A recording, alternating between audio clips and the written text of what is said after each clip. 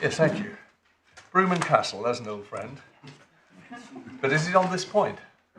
It's not being supplied by me, but I'm told it does do. It deals with your per incuriam, what happens if there's a case proceeding on the basis of an assumption. Oh, well, this is clearly on this point. You've got two cases. You've got one in the Court of Appeal, which I hope is stable towards the back. And that talks about what happens if a case is proceeded on the basis of an erroneous assumption. And then Broom and Castle, or Castle and Broom, does not, I've discovered, only deal with exemplary damages, which is the only reason I know about it, but it also deals with when the Court of Appeal can interfere with the... Yes, no, that's right. That's on that point.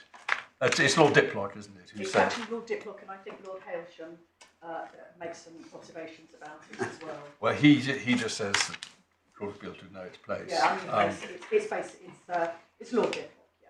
But and Viscount Dilhorn, that's it. It's Viscount Dilhorn. And in fact, we applied this in a case. Well, I always know one's own case. It's called Jeffreys, which was one of those territorial jurisdiction cases a couple of years ago. Anyway, but the real point is what counts as ratio. Now, look, if you feel able to deal with this, Mr. Basu, do. If you want time to digest it, or to bombard us with your own authorities, you can deal with it in reply. It is quite a central point, so if you are able to deal with it now, that would be better. Sorry, and so looking straight ahead at Kadim, not bound by a proposition assumed by an earlier court that was not the subject of argument before consideration by it. Precisely, not the Supreme Court or the House of Lords. That's, as I say, the Supreme Court and the House of Lords have a much narrower view, we submit. But in any event, and you'll notice as well, exceptionality, great care, obvious cases, so on. But yes, my lady. Right. Yes. In fact, this does ring a bell because assumption without argument. Slender line of authority. Right. Well, now, Mr. Bassett, what do you want to do? May I sidestep those cases for the time being? I'm afraid I've not had a chance to look at them. They were quite properly hidden in another part of the building, so they could only be provided to us when we reappeared a few minutes ago. So if I could deal with that in a reply, I'd be most grateful. I'm sorry not to have been able to tackle those issues.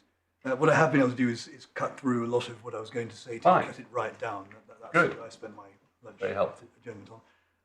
Can I just take a few very brief points that weren't picked up during the argument, or I didn't pick up during the argument this morning? So first of all, there's this point that it arises out of P, and we accept this point, that judicial proceedings immunity cannot stand in the way of a framework directive right. And that applies even where one takes the provision that my friend Mr. Berry has put forward, paragraph 3 of Schedule 3 of the Equality Act. And he's put that forward separately.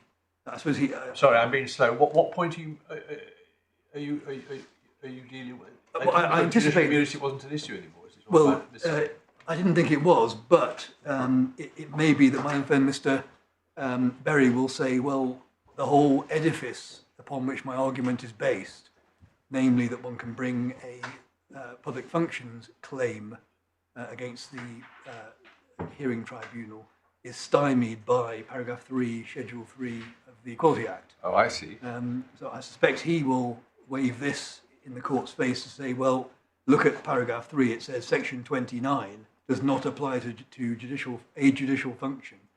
And he would presumably point out subsection 2 says a reference in subparagraph 1 judicial function includes a reference to judicial function conferred on a person other than a court or tribunal. So it may be that my friend Mr. Berry will say, well, that means that we are still in the territory that the Supreme Court in P found itself, namely there's no other right, and therefore the same principle applies, and therefore the decision falls to be, of the EAT falls to be upheld on that basis.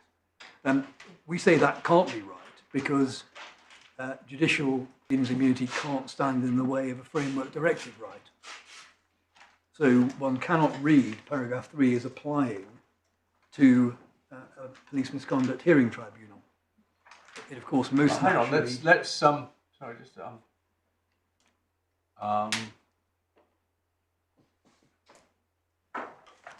unpack this for a moment.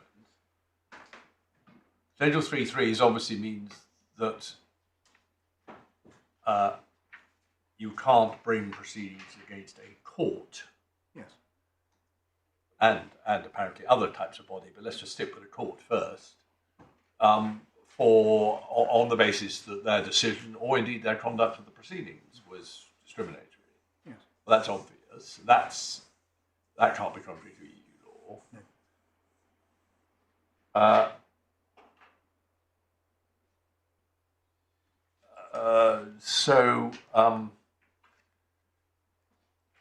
Is it, suppose that the tribunal is exercising judicial functions, why shouldn't it be equally immune to a court? The short answer would be there's no reason apart from where one has a framework directive right in play. So in other words, if the misconduct hearing tribunal were held to be performing a judicial function, which I've not suggested. I've said simply that it's a public function.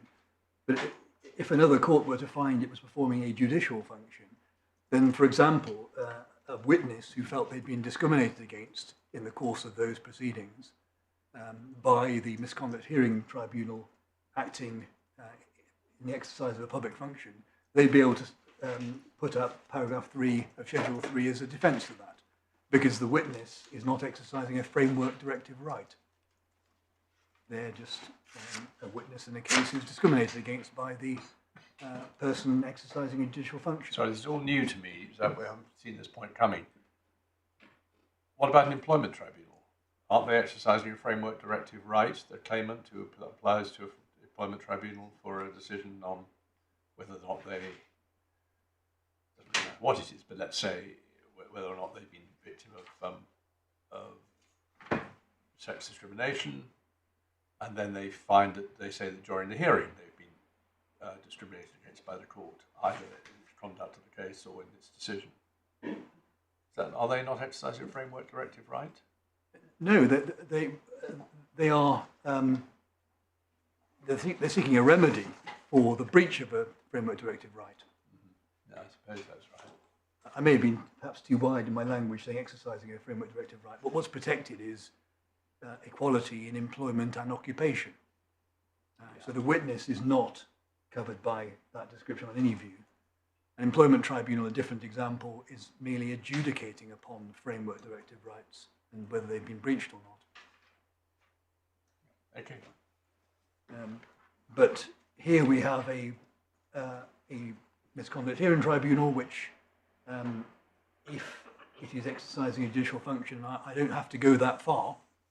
All I have to say is it's performing a public function. But if whenever Mr. Berry's right that in fact they're performing a judicial function, if he's right, then yes, he can set paragraph 3 of Schedule 3 up as a defence to claims other than by those who've had a framework directive right infringed by that body. In other words, for example, an officer who's been dismissed and treated unequally in doing so, in being so dismissed.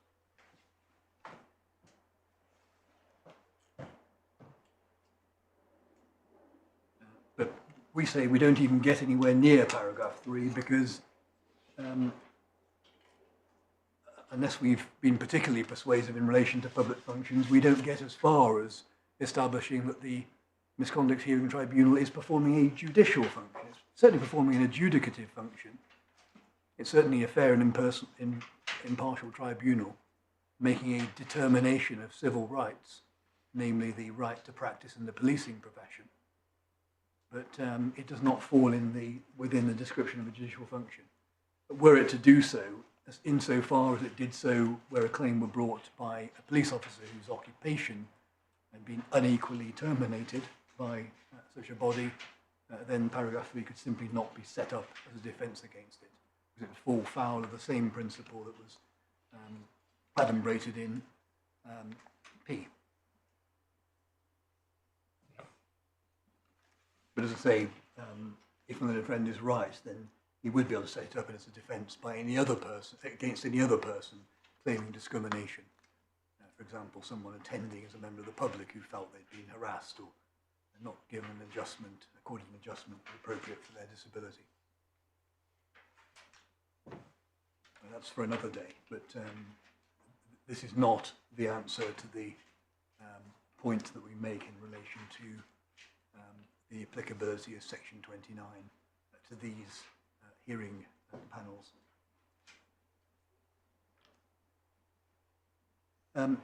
There's another point that we would make in relation to independence and the requirement for independence, and that's, if we can turn to the core bundle, page 253, this is in Mr. Bassett's witness statement.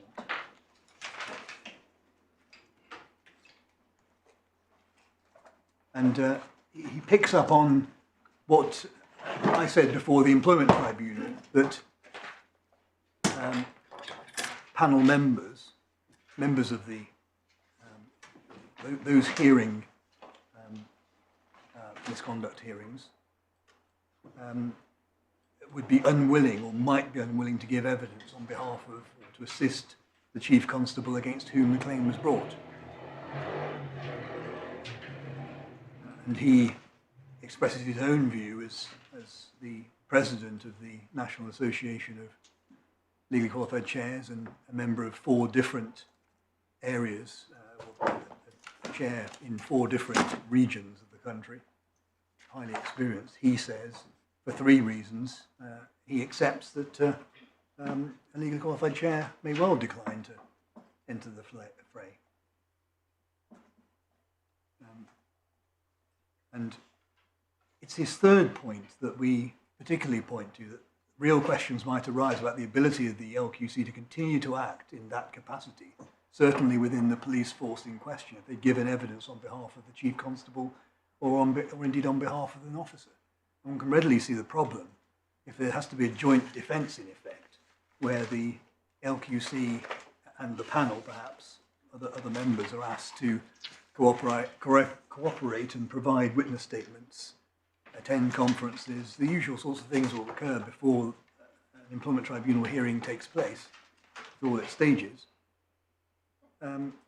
That reduces the independence, or at least the appearance of independence, of those members who cooperate in assisting to defend the Chief Constable. And so that's a very real, it's important for 2 reasons. One is, this is a real problem with the outcome in this case, and these sorts of cases, because it would be very difficult to defend cases brought where it is said that, for example, there's been victimisation by the hearing tribunal. So, for example, the officer says, I feel you're discriminating against me because of a protected characteristic. And supposing there's some to and fro about that, doesn't end particularly satisfactorily, and the officer ends up being dismissed and says, well, they victimised me because in the course of the hearing I raised a concern about discrimination, and that's why they dismissed me. Well, that's where they made harsher findings than they needed to. And then the Chief Constable is sued in the Employment Tribunal for discrimination.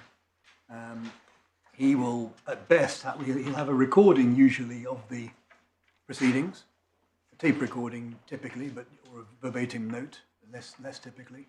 And he'll have a judgment or the oral decision promulgated by the chair on behalf of the panel.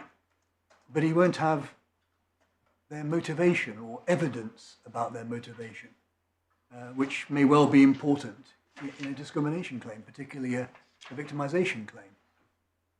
And so he will be, in practice, unable to defend claims of that nature. And one can construct lots of different types of claim that are perfectly realistic, which will be, in practice, impossible to defend. And then that results in a further problem, which is that what's the Chief Constable supposed to do next time? So he's not had cooperation. There's been a finding against him by a tribunal, let's say. Presumably, usually he'd settle the case, but supposing there's a finding made, a rather harsh finding. What's he to do then? Is he to take the risk again of the same LQC being said to discriminate against a particular officer, or the risk that the officer will be concerned there's discrimination and bring another claim, resulting in further liability? If he picks and chooses his LQCs, he gets into dangerous territory, because if he picks and chooses, obviously there'll come a time in the 2020 regulations he won't be able to do that, because he's not the person who will select the LQCs. But under the 2012 regime, he appoints the LQC, usually on a next on the list, next available basis, to avoid any suggestion of cherry picking, because if they do cherry pick, that will become clear if disclosure is sought by the officer of the means by which the panel were appointed. But the Chief Constable will be in a difficult position as to whether next time, what to do next time if the same LQC is appointed to hear the case. So there's the problem with practical defence of the claim, and there's the problem on the other side of the coin of the lack of independence where there's been cooperation, if there is cooperation. And as we have sought to establish, these are tribunals which must satisfy the minimum requirements of Article 6. They will not do so if the panel members have to cooperate in a discrimination claim with the Chief Constable. So we say that's a very powerful reason for not holding that the claim is to be made against the Chief Constable as opposed to the panel, where a very different circumstance arises. And of course, where that arises... When you say the panel, you mean 1, 2 or 3 individuals, because the panel isn't a legal body. That's right. So, and then it would be what, for the claimant to choose which of the 3 looks as if they've got any money. Is that how it would work? Well, as it would in any case... Avoid the legally qualified one, because he might be quite clever, so go for one of the other 2? Is that how it works? The legally qualified one is the one who makes some very key decisions along the way. So he determines the procedure, except insofar as it's laid down in regulations. He determines which witnesses are to be called. You don't always take that into account when you're looking as to who you sue. No, unless you look to the people who might give you the less of a fight. But anyway, the short point is, the answer to my question is yes, it's the individual sued in an individual capacity. Yes. It's not the panel, because that's not a legal entity. Yes, I'm so sorry. As a shorthand, I use the word panel, but it's the individuals. Yeah. Like a barrister's chambers, you might sue the chambers. You're really suing the members of. It's an unincorporated. It's like an unincorporated association, but you might pick and choose. If there's been a harassing comment by a particular panel member of the panel, that you'd select them. Of course, they're the ones who discriminated against you. But we say that makes more sense. And of course, indemnities that are in place can then require that those who are indemnified provide cooperation to those who indemnify them and assist them with legal defence. And that wouldn't offend against Article 6 and the requirements for independence. If I can then move on to the respondent's notice, I partly touched on this, but I ought to finish my submissions on it relatively briefly. So this is to be found in page 217 of the core bundle.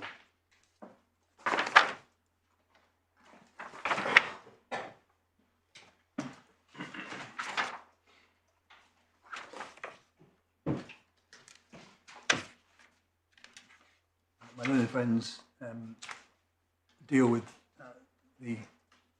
this point at paragraphs 68 onwards.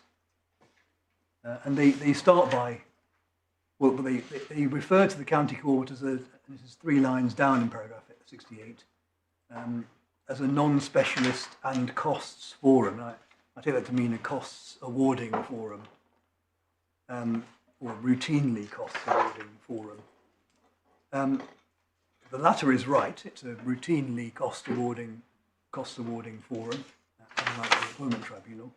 That may or may not be an advantage in many cases. There'll be few who practice in this area who've not had clients who complain about the inability to seek costs. This is one person's benefit is another person's serious problem and great expense. But to say that the County Court is a non-specialist forum is entirely wrong.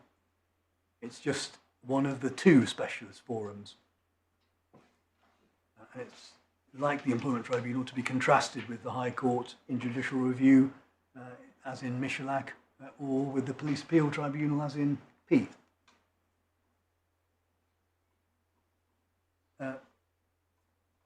So my learned friends say this matter falls within the ambit of a convention right, and there's been discrimination.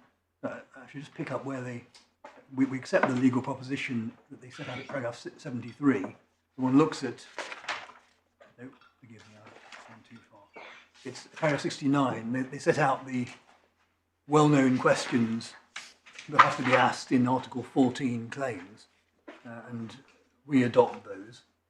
So, firstly, do the facts fall within the ambit of a convention right?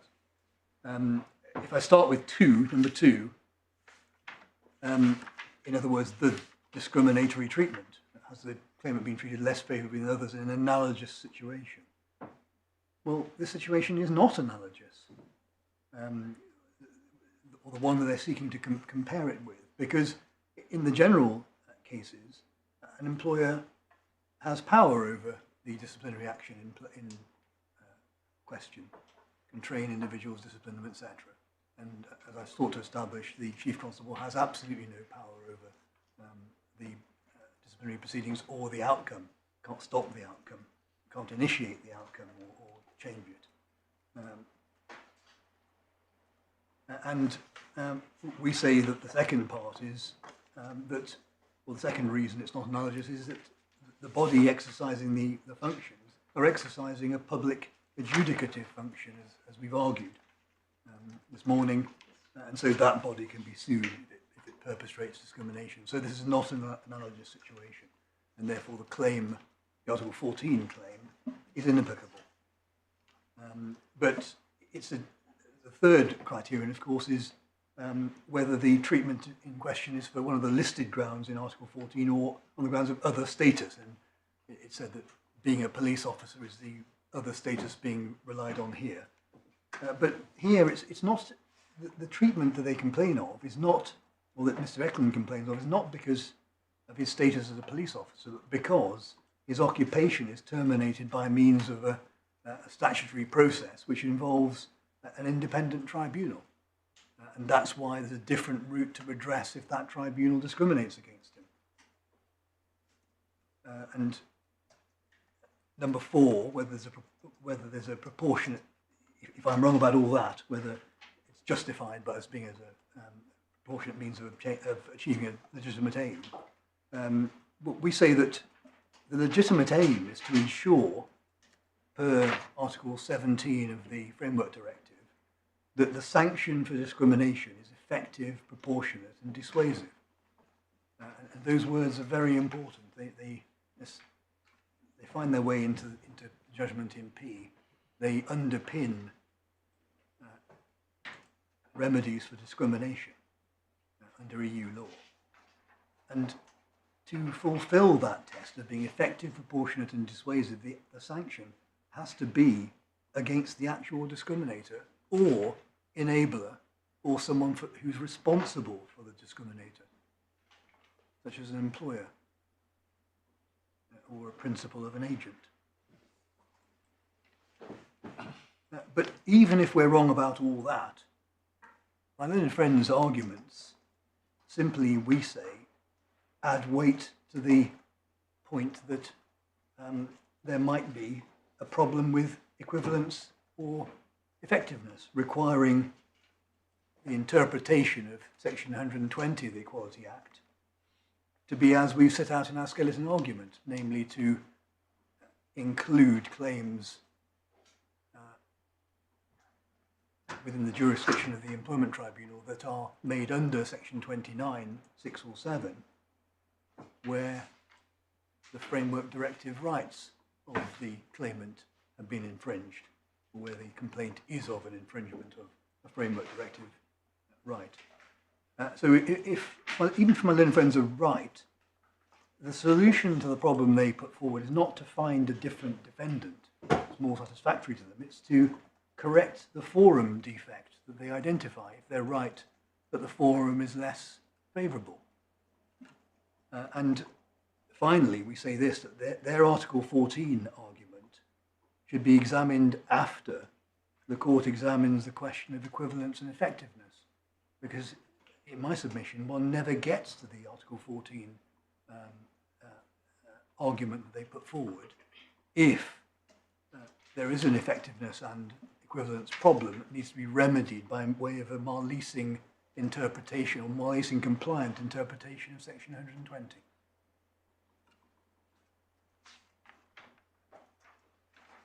I think we did do that once, a case called Blackwood.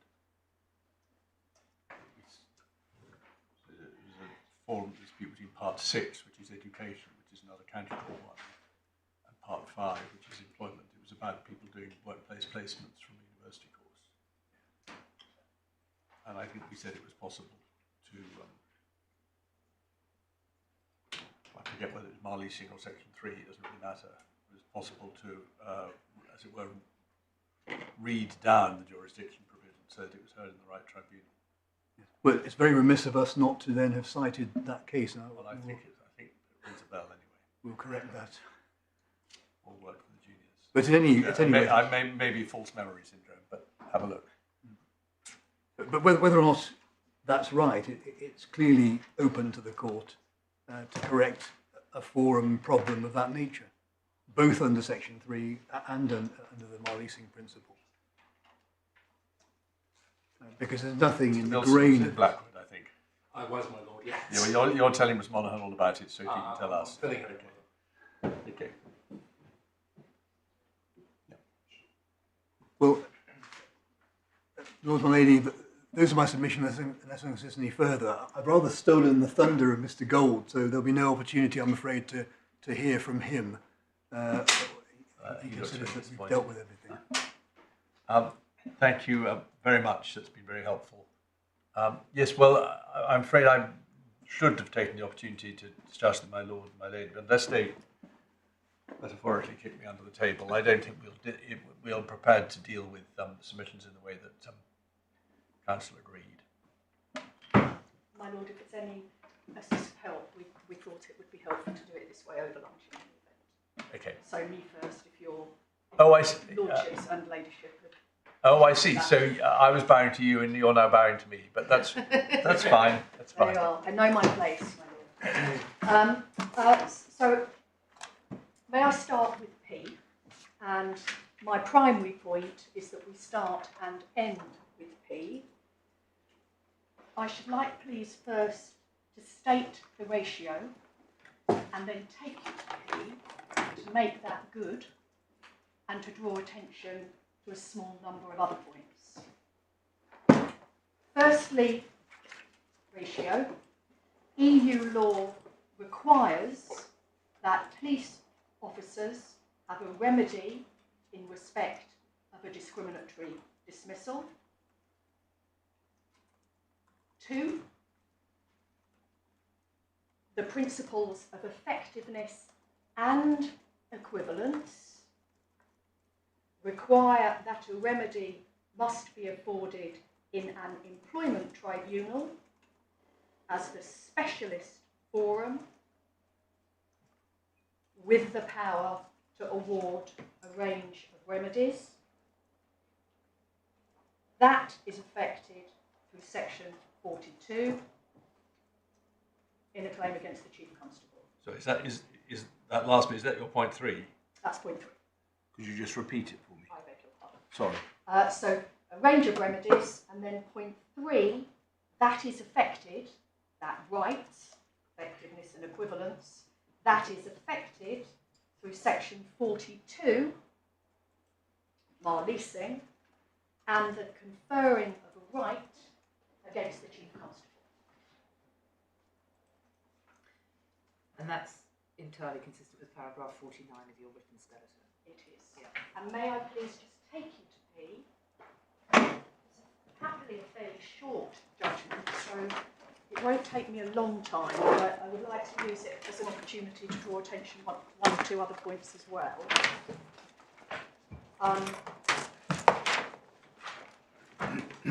Starting with paragraph 15.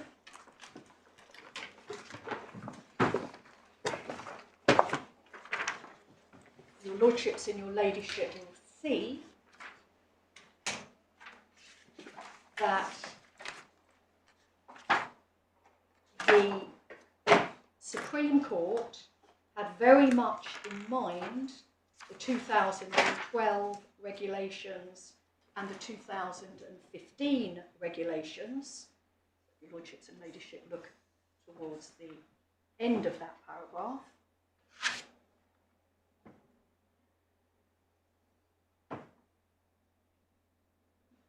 Now, of course, the principal argument in P, when one looks at the Court of Appeal judgment, was whether or not the panel attracted judicial immunity and therefore barred a claim. And so matters such as public hearing, nature of the chair, rights, and so on during the course of the hearing, witness orders and the like, were of course raised. Heath, Trapp, Yearwood, one looks down the case list, they were all central to the argument. Does this panel attract judicial immunity because of its character, including the amendments made by the 2012 and 2015 regulations?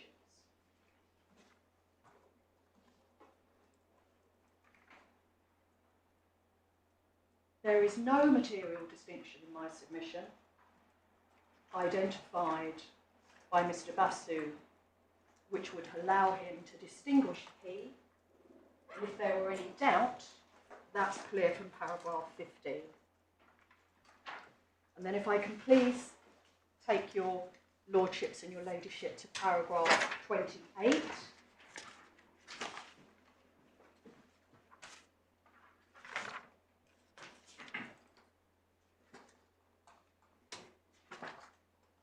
First half of my ratio.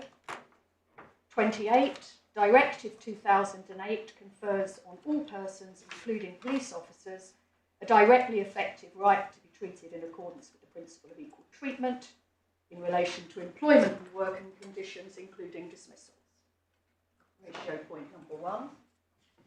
Number 2, paragraph 29, the principle of equivalence, and if I may just pause there, my lords and my lady, this is an effectiveness case, that is there an effective remedy, but embraced by the effectiveness principle is the concept of equivalence. That is, there mustn't be a difference, an adverse difference, in relation to EU rights and domestic rights. Principle of equivalence entails that police officers must have the right to... I don't know whether this really matters, Ms. Monaghan, but is that actually correct? I've always, if I understood what you were saying just now, you were saying that equivalence is a sort of subset of effectiveness. I thought it was a completely distinct... Well, that's probably right, actually, Okay. because of the equal pay cases. There was definitely an issue about equivalence there. Yes, So, I think it's not... suppose you say, well, I've given you a perfectly effective right to vindicate your remedy, to vindicate your EU right, but it's different from the remedy I give you to vindicate your analogous domestic right. That's not good enough. Separate but equal isn't allowed. yes, Yeah. assuming there's some adverse quality to it. But it's unlikely that a case would succeed on Well, the basis you of wouldn't. equivalence. I think in principle it'd be wrong even if they. But I agree. Nobody's going to bother if it really is Exactly equivalent. Well, if one takes the principle of effectiveness and equivalence separately, that's more to the good, entails that police officers must have a right to bring claims of treatment contrary to the directive before employment tribunals, since those tribunals are the specialist forum for analogous claims of discriminatory treatment under domestic law. So that's the equivalence points. Expert in assessments of discriminatory treatment, and of course the remedies are much broader than apply in the context of the county court.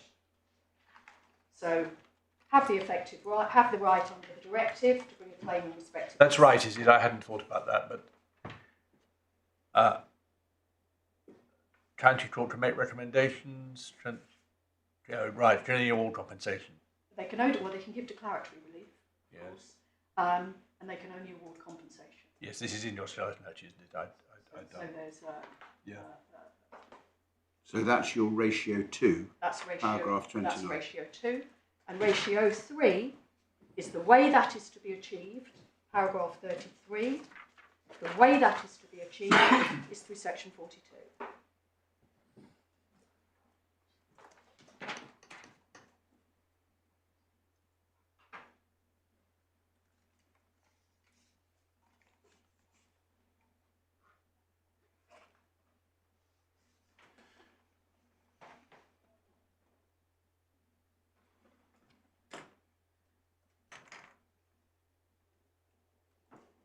And then if I may just pick up on paragraph 34, as I indicated, I'd like to make a short number of points too. Paragraph 34, just in summary, this deals with the point my Lord Justice Underhill made in Jessamy, you remember that, post-employment discrimination, and that is when looking at a mar-leasing construction, that is to give effect to EU law, the court is not acting as a parliamentary draftsman. One is dealing with substance, not form. So one doesn't have to draft carefully, or suggesting a drafting there. Point is, it must be against the Chief Constable under section 42. And importantly, presumably relatedly, the court goes on, Lord Reeve goes on, next sentence, the expressions misconduct meeting and misconduct hearing, for example, have not been defined by reference to the relevant regulations, nor is the use of those expressions intended to exclude the adoption of a similar approach in relation to other types of panel if that's necessary to comply with the directive. So here we have the Supreme Court fully cognizant of the new regulations, fully cognizant of the purported distinctions between the old and the new, and making it clear that they're concerned with substance, not the mere formality surrounding a particular definition attached to any particular panel.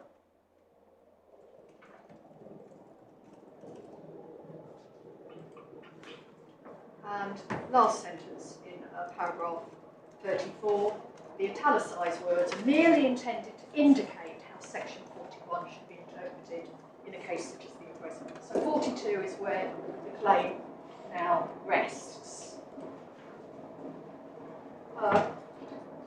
Moving on, leaving P, I'll come back to ratio assumptions and the Court of Appeal's role where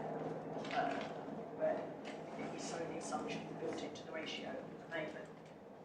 Unless you'd like me to come to that first, my lord, I propose to go on and make Well, on the whole, I believe in letting counsel take their own course. Having said that, it would fit in well here, but I'm sure it will fit in well later as well. So, up to you. well, I don't think I'll be very long, subject to questions from the court. As to section 29, I was in P, my lord, against Mr. Lyndon Queen's counsel. I don't know if section 29 was raised. It seems surprising if it wasn't for this reason, and that is because, as I've just indicated, the central argument in P, as is evident from the Court of Appeal's judgment, was whether or not this body was in the nature of a judicial body, quasi-judicial body, and of course when one gets there, one's looking at public functions. Yeah, maybe it's a slightly different point. Well, in any event, I can't say with any certainty that it was raised, so I must proceed on the basis that it wasn't. But proceeding on the basis that it wasn't, maybe for the very good reason that Mr. Linden decided it wouldn't help him, and in my submission, it wouldn't help because it wouldn't be, or doesn't, provide an adequate basis for a claim under the Framework Directive.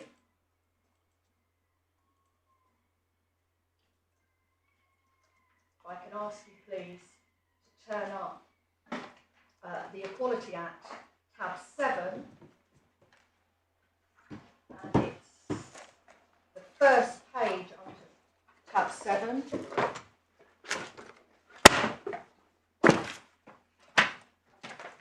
As I said, maybe I've been unlucky, but I think my tabs are all one out. So I don't have page numbers on my bundle. oh, I see. We don't right. have. We got bundles with them. First, page 115. I'm grateful. Mr. Bassett tells me it's page 115, and I don't claim. That's very helpful. That's I think my lord has been unlucky. This is the first authorities bundle I've had in a fortnight with tabs. It's so exciting. I know, but I can do you have actually page find the numbers? authorities I'm taking, and I have page numbers Oh, well, there too. you So are. I have tabs my for cup that. runneth over. yes. No.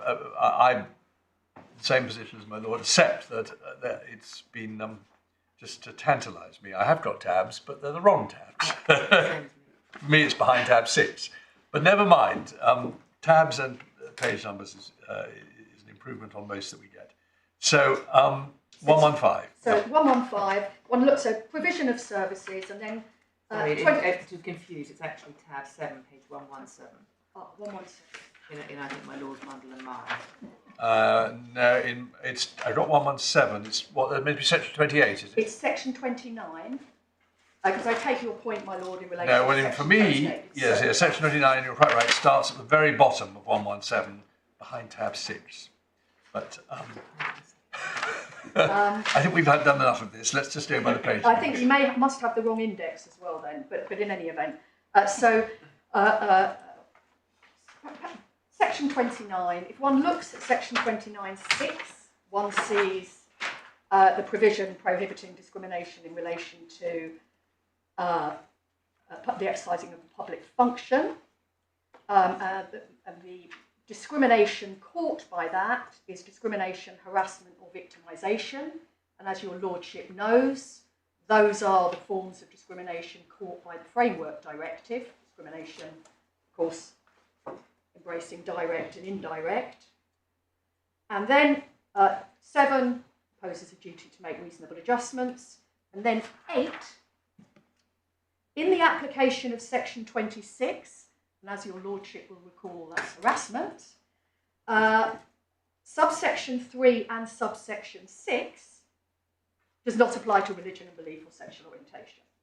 So even if one were to think, well, there you are, section 9 might provide a route, it does not give adequate protection under the Framework Directive if what is sought to be given effect to, even leaving aside equivalence, if what is sought to be given effect to is the Framework Directive. Well, surely it would not give adequate effect for religion or belief or sexual orientation cases. But I thought in all these cases you just have to take it case by case. It fits in with your point earlier. You're not actually rewriting the statute. You're merely saying in this particular case you've got to read the statute this way in order to comply with EU law. So I'm not sure this point really helps you, does it? It would help you if you were in a religion or belief or sexual orientation case, but you're not.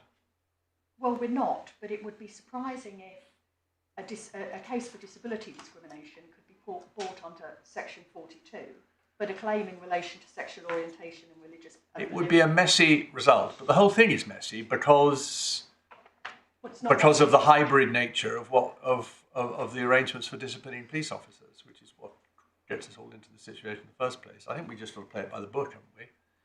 Well, if we do, it's not messy if one uses P as the basis for determining the outcome. P tidied it up. he said, it's problematic, we will fill the gap in this way. It's tidy, we know where we are. And I guess the best I can say about section 29 is then, it points against that being the route through which a claim might be made. When we have P's ratio, so these are additional points.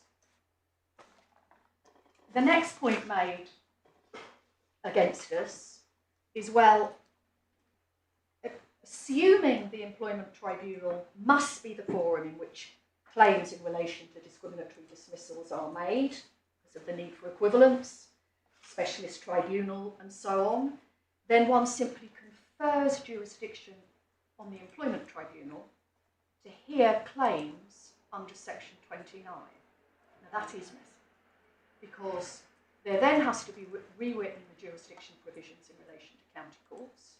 One is left with, well, since the County Court Act applies, can the Employment Tribunal, for example, grant injunctive relief? Can the Employment Tribunal appoint a specialist member, or do they need to appoint an assessor under section 66 of the County Courts Act, with the arrangements made for that, in relation to fees, and so on?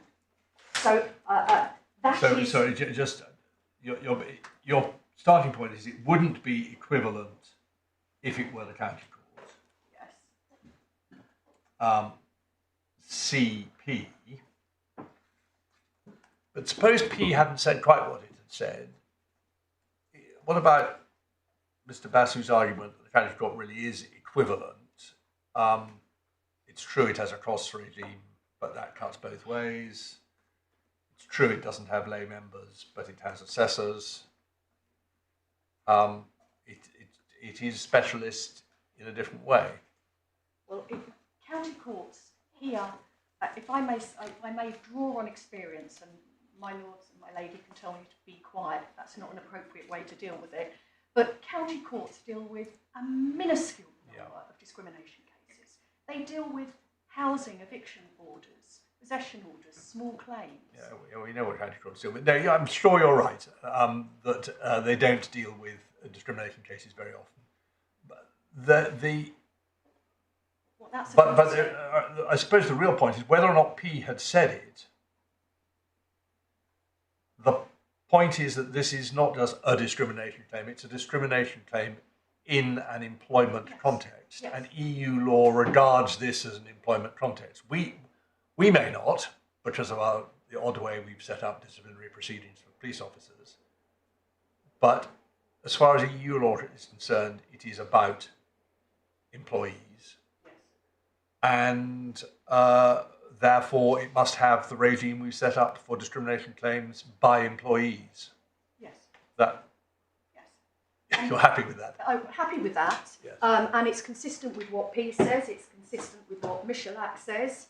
And although it's true, there may be cases where the costs regime is unhelpful, including to a claimant who may have spent a lot of money on an employment tribunal trial and won. The reality is, my lord, as your lordship knows, most cases before the employment tribunal are not like that. Most cases before the Employment Tribunal are unrepresented litigants. They regularly lose. Some of the employment rights available are very difficult to make a merits assessment, even for a lawyer, unfair dismissal, for example. So we're in a very different environment in the Employment Tribunal. Lots of unrepresented litigants, lots of low-paid workers. A cost regime will almost certainly deter claimants. And if one needs to get any assistance with that, one can think about the Unison case, which was not a cost regime, but was, by everyday standards, working people's standards, a relatively modest fee, £200, £250, to bring an employment tribunal case. Modest fee in terms of cost of issuance proceedings. And Supreme Court held no, that operated as a barrier to access to justice since many litigants weren't going to be able to afford that. So we know that a cost regime is likely to act as a bar to the issuing of proceedings. But in any event, it's a much less favourable regime or forum when one recognises, in reality, the cohort of claimants before an employment tribunal. So your first stage is won't be equivalent if it has to be in a county court. And then I sort of slowed you up on that, so I just wanted to examine that. You've then got to deal with Mr. Basu's fallback. Well, if that's so, you can simply mildly sting it in to Part 5.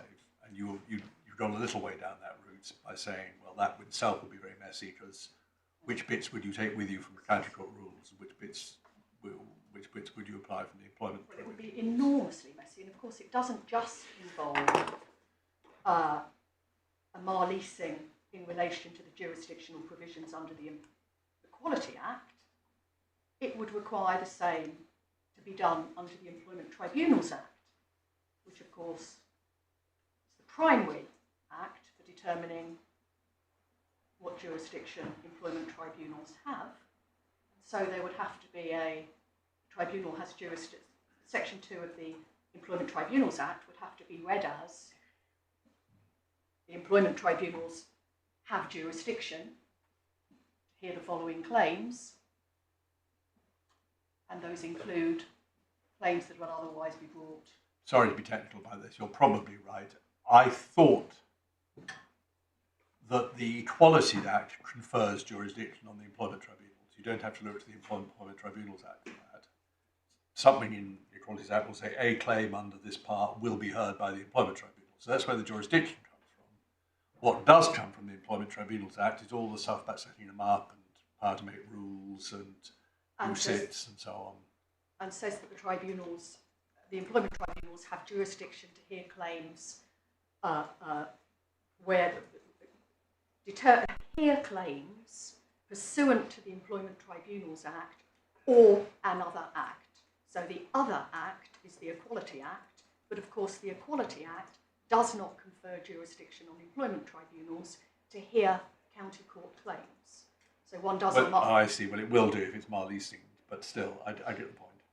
So it's messy, my lord. The simple point is it requires a lot more mess than a simple P analysis, which is section 42, read in the very easy way that Lord Reed identified, with jurisdiction conferred on the specialist tribunal, ensuring compliance with the principle of equivalence and effectiveness. Could I just go back on the point of detail, because I hadn't looked at section 29A. It is a point of detail, so can you help me with what is going on here? Is religion, belief and sexual orientation dealt with elsewhere? No. For harassment? Why these particular characteristics? Why harassment only? Is there a quick answer to that? There is, but I'll just have to look it up. I looked it up. It says maybe I'd have a look in Monaghan on equality law. My lord will be ahead of me. No, I'm joking. I actually thought that's what you were looking at. Yes. But anyway, the short point is, these are not aspects catered for in other legislation or rules elsewhere. No, it's a carve out. Fine. There's a complete carve out, right, and there was a reason given in the pre-enactment papers, and I can't. Don't worry at all. The main point is it's not somewhere. dealt with Mr. elsewhere. Wilson knows your It's not dealt with elsewhere. No, it's a complete exclusion. Thank you. It is in here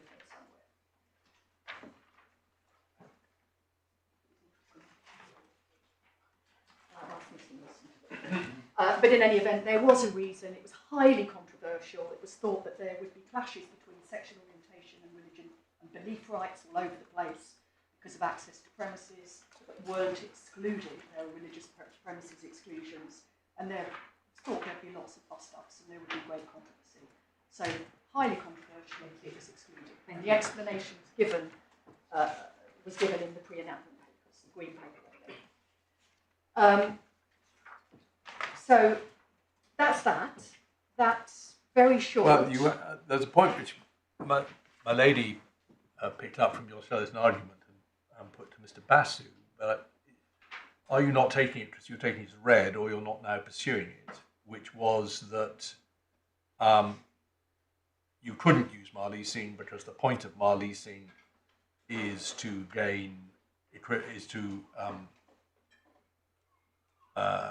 give effect to community law, EU law, say my age, and I think you say in your selling argument that would not be the purpose here. Yes, we do. You are still saying yes, that. we are. The purpose is not to protect an employer, or in this case the Chief Constable. The purpose of the mar-leasing construction is to give effect to EU rights. Isn't that a bit of a sleight of hand? I mean, he would say, and I think did say, no, the purpose is to give effect to EU rights in a different way and a more appropriate way.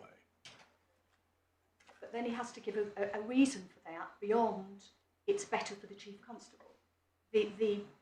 Well, that is the reason that the appellant gives. The appellant says it's much better we go through the route of the panel because it avoids liability for the Chief Constable, who is the only person under the Act that could be deemed an employer. There is provision, as you know, in section 42, deeming the Chief Constable an employer for certain purposes. He says, well, while we might be deemed an employer for certain purposes, we can get out of this by relying on mar-leasing. Well, the answer is no. Mar-leasing doesn't afford you rights, it affords us rights, and that includes the rights to equivalence and effectiveness.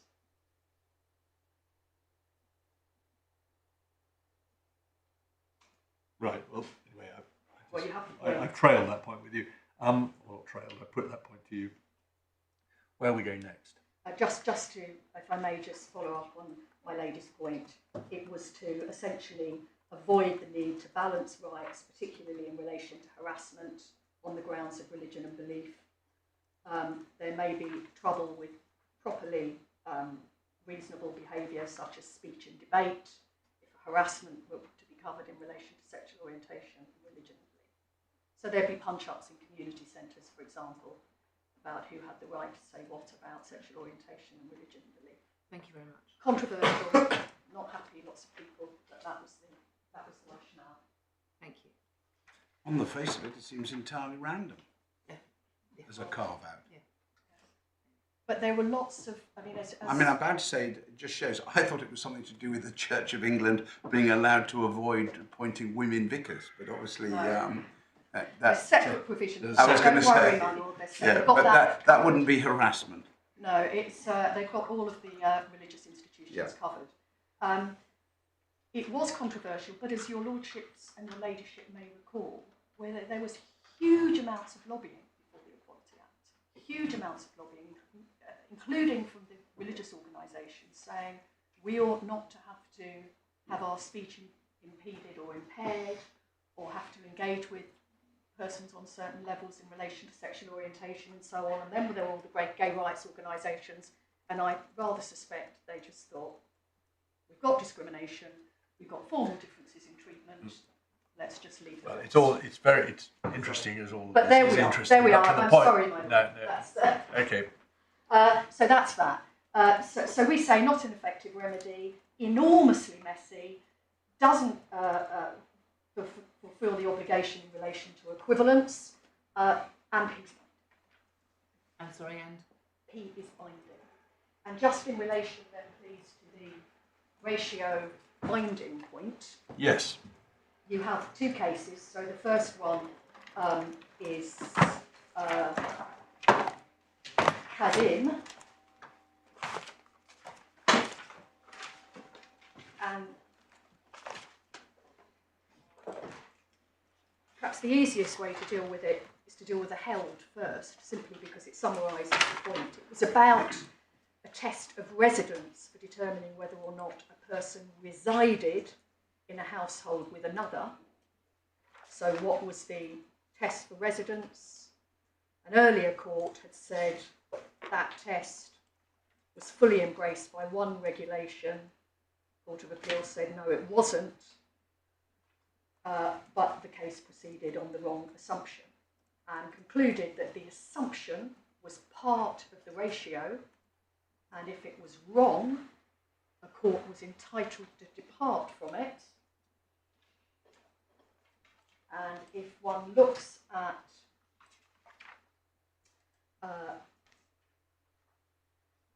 first of all, paragraph 16,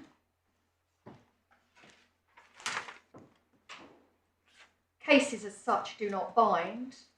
I didn't do Latin, so I know I'm going to, let's just say ratio. And no doubt your lordship and your ladyship will know what If you want to be very, I'm sure this is not what Cicero would have said, but I think 19th century lawyers would have said, actually I'm not sure what they would have said. I know they said decidendi. Right, well, I'll bear that in mind if I've ever transported back to the 19th century. Yes. So cases don't bind. While there's been much academic discussion of the proper way of determining the ratio of a case, we find the clearest and most persuasive guidance in a case such as the present in Professor Cross's statement. The ratio of a case is any rule of law expressly or impliedly treated by the judge as a necessary step in reaching his conclusion, having regard to the line of reasoning adopted by him. Now, on the face of it, leaving aside for one moment the section 29 point, on the face of it, the 3 points I identified in P are binding on this court as part of the ratio. And then paragraph 17, judged by that test, there's no doubt that the assumptions in the earlier case that the issue was to be decided solely by reference to the regulation, and that because Mr. Goonery shared the accommodation, the kitchen with Mr. Carver, he resided with him, were impliedly and possibly also expressly treated by the court as a necessary step in reaching its conclusion. So in other words, the assumption that it was all embraced by one regulation formed part of the ratio.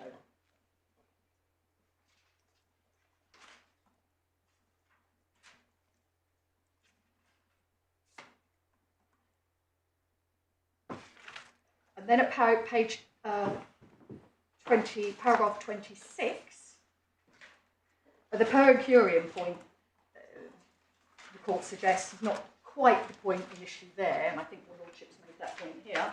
And then paragraph 26 deals with it, 26 really through to part of 29, and then 33 onwards summarises it. 33 is a quick way through it if all of the reasoning doesn't need to be looked at.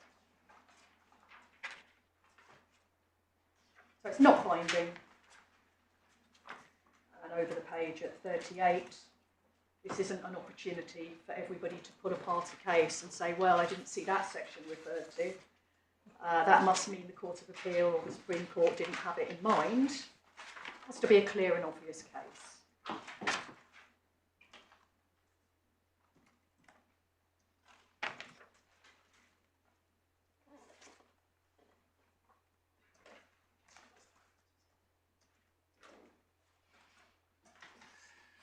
Yes. But that's not the end of it, because, of course, Broome says the Court of Appeal can't do anything about a House of Lords or now Supreme Court case. The only circumstances in which they can get in, the Court of Appeal can do anything is where the decision, what's said to be the principle relied upon, is obiter, or where there are inconsistent decisions. Well,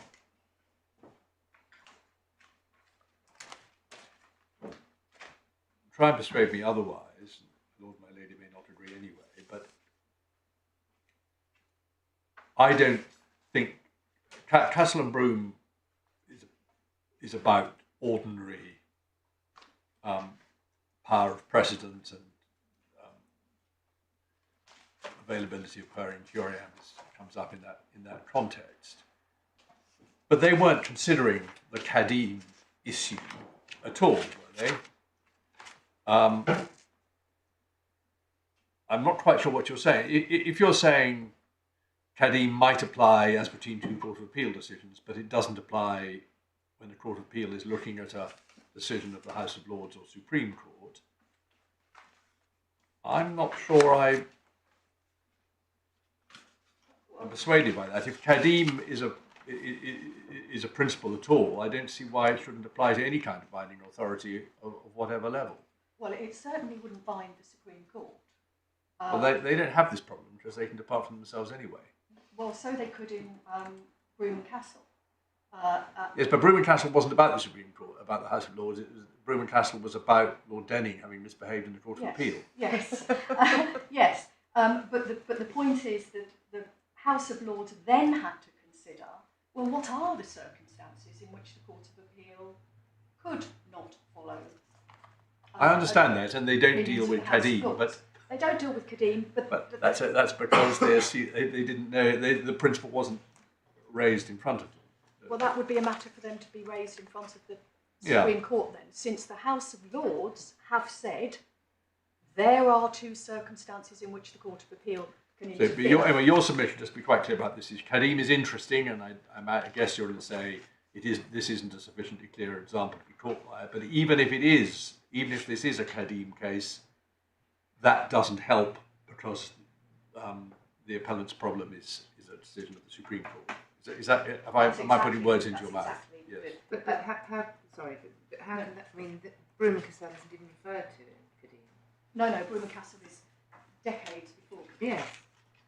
But the point is that so far as House of Lords authority is concerned, there are two circumstances in which the Court of Appeal can decline to follow House of Lords. And you say that is, even though, as it were, the sub-rule being considered by Kadim was not on the table, at least expressly in Castle, you say that Castle and Broome is the first and the last word on the subject, as far as, right.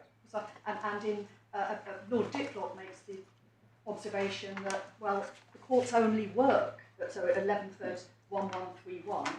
1131. 1131, B to C, 1131, B to C.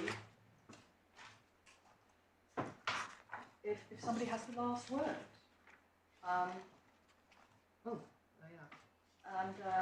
So shall I give me the reference, Jen? so 1131, B to C, he makes the point that he didn't always agree with the House of Lords when he sat in the Court of Appeal, but was stuck with it. When they were wrong in overruling him. It seems to be a very specific Yes, not just was he not just wrong that as he a was matter of principle, disinclined to but do, wrong but because they overturned. They also had the presumptuousness to overturn them. So that's where the law is, my lord. Kadim may go to the Supreme Court for all I know. I don't know when it was decided. 2001, no, long time ago. Certainly won't go now. But that point may go to the Supreme Court, but it hasn't. And so what is binding is Castle and Broome. So do you say Kadim is wrong? We don't need to say Kadim is wrong. We simply say it's not relevant at this Well, you stage. can't say here it's wrong. No, can't say here it's wrong because it's another decision of the Court of Appeal. But in any event, we simply say it doesn't assist when one's looking at a House of Lords case. Well, do you also say, I'm not making you say it, but I just want to be clear whether you are, that even if it's right and even if it's not inconsistent with Broome and Castle, it doesn't apply in the circumstances of this particular case. No. Why not? Because, firstly, it's inconceivable that the Supreme Court didn't have the whole of the Act and the jurisdictional provisions before it. Secondly, Section 29 was never going to be available in my submission because the Employment Tribunal didn't have jurisdiction to determine it. Thirdly, the Supreme Court was very much focused on the nature and quality of the panel because it was concerned with whether or not it attracted judicial immunity, which was the principal point before the Court of Appeal. And in looking at the quality of the panel, was inevitably drawn into determining whether or not a remedy may lie against them somewhere or another. And you'll recall, of course, that although Heath was overturned, it was only overturned in relation to the EU law point. You'll recall that Heath said EU law doesn't displace the principle of judicial immunity. And in P, Lord Reid said Heath was wrong to that extent, only that extent. He didn't say judicial immunity doesn't attach to the panels. So there was very close consideration of what the quality of these panels was, or the nature of the panels, the character of the panels. And of course that would engage the discussion on whether or not there was a right to bring a claim under any other of the provisions of the Equality Act. It seems unlikely it wasn't considered at all, but I can't go as far to say that it was, because I simply don't remember the case. In fact, if I didn't see my name on it, I probably wouldn't remember I'd done it at all. But it's Section 29 would not have been a good point. Well, that's your most straightforward answer. Mr. Besson may come back on this, but I'm just looking in a bit more detail at your submission that Castle and Broom is the last word on the last word. Lord Diplock obviously was in that constitution. He was also in, as we can see from paragraph 34 of Kadim, in a subsequent case in 1975 in Baker and Queen, where he appears to have subscribed to the view that the categories of exemption from the doctrine of precedent are not closed. Do you see that? I beg your pardon, my lady. My fault. So No, paragraph 34 of Kadim. We see reference to considerations that the categories of exemption not being closed is reinforced by the fact that Lord Diplock, who in 1972 or 1971 was in Castle and Broom, in 1975 or 4, did not think that Baker and Queen, at least, involved any departure from the orthodox rules of precedent. Maybe Mr. Busy is going to come back on some of this when he's had a chance to look at it, but I'm just not sure that even Lord Diplock thought.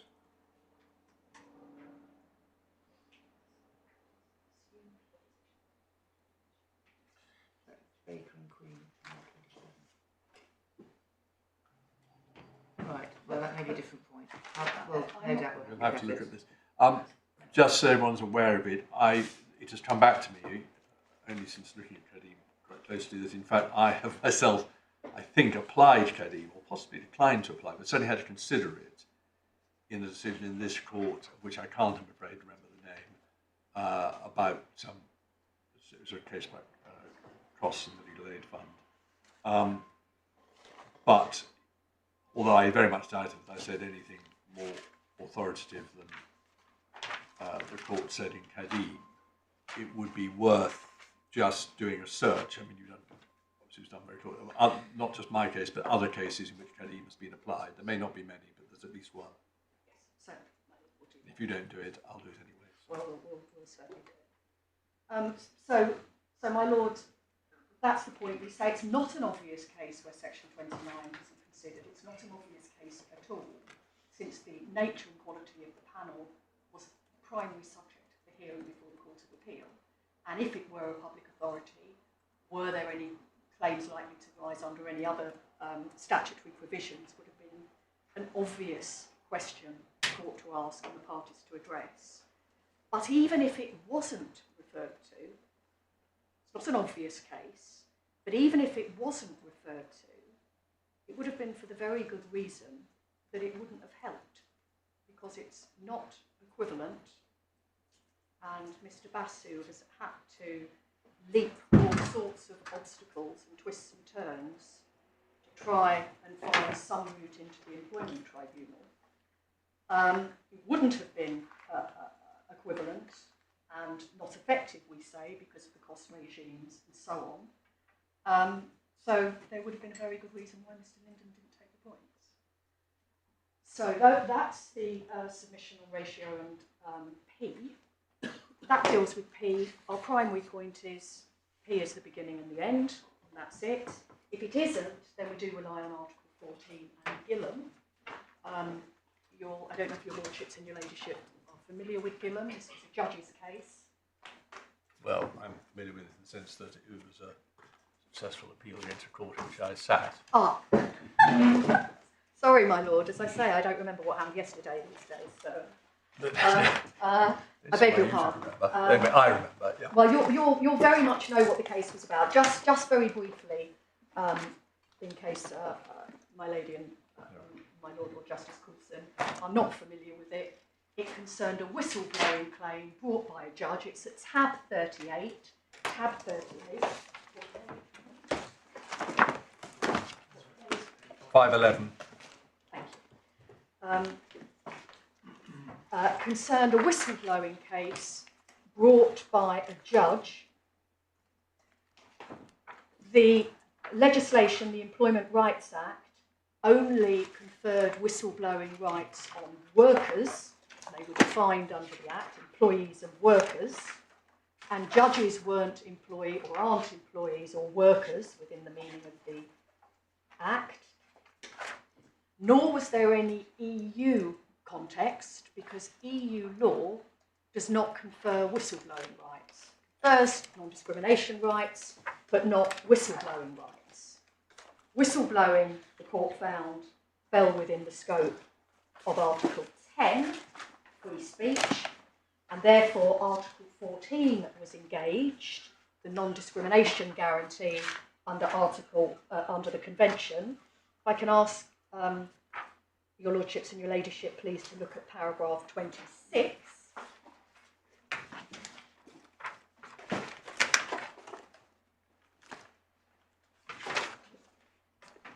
Claimant first argued that the failure to extend the protection against whistleblowing to judicial officers was a violation of her right to freedom of expression.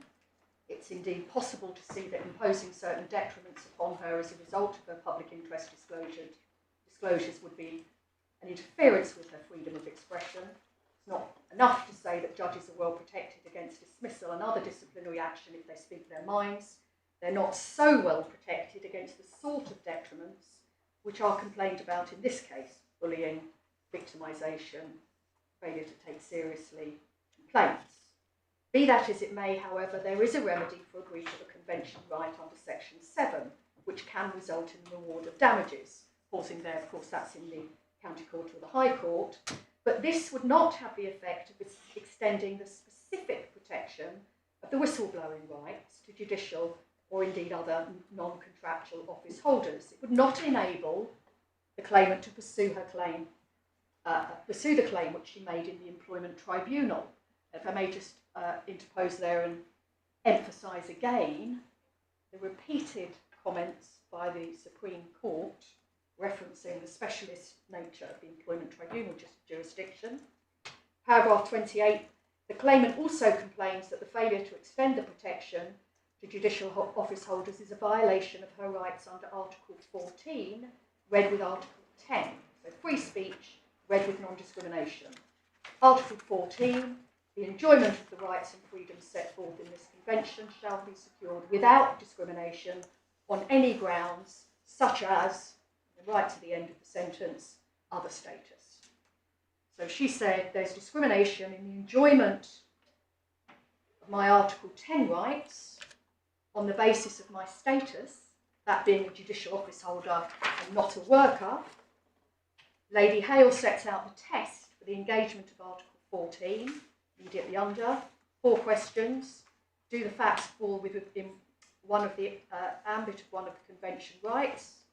Has the claimant been less favourably treated than others in an analogous situation? Is the reason for that less favourable treatment one of the listed grounds or some other status? Is that difference without reasonable justification, proportionate and so on? And paragraph 29, I won't read the whole thing, but I'll just do the introductory sentences. Paragraph 29, the answer to question 1 is yes. Do they fall within the ambit of the convention rights? Yes, Article 10. Pausing there, we say our claim certainly falls within the scope of the convention rights. That is Article 6. since we're here concerned with vindicating a civil right, as indeed the appellant helpfully describes, and access to a court, but vindicating a civil right in any event. So 29, the answer to question 1 is yes. Does it fall within a convention right? Paragraph 30, in answer to question 2, has the claimant been treated less favourably? Paragraph 30, the answer to question 2 is yes. The claimant and others like her have been denied the protection which is available to other employees who make responsible public interest disclosure. She's denied the protection from any detriment, and she's denied the possibility of bringing proceedings before the Employment Tribunal. So, of course, she can bring a detriment claim in the County Court or High Court under Section 7, but she's denied the protection of the Employment Tribunal, specialist tribunal with its specialist remedies. And then question 3, looking at paragraph 32, question 3 is professional status, or occupational status, another status for the purposes of Article 14? Answer to question 3 is clearly yes. An occupational classification is clearly capable of being a status, as here, police constables. And then question 4 is justification and proportionality. And on the status point, the paragraph 32 point, you say that applies directly? Yes, here. Absolutely, to police constables. It's police constables that are caught in this particular bind.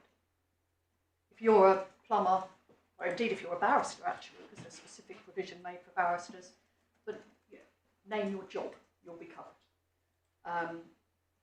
And indeed judges are covered because of the impact of EU law. But it's just that EU law doesn't apply to whistleblowing, so she had to rely on the convention. Justification, we say there's nothing here by way of justification.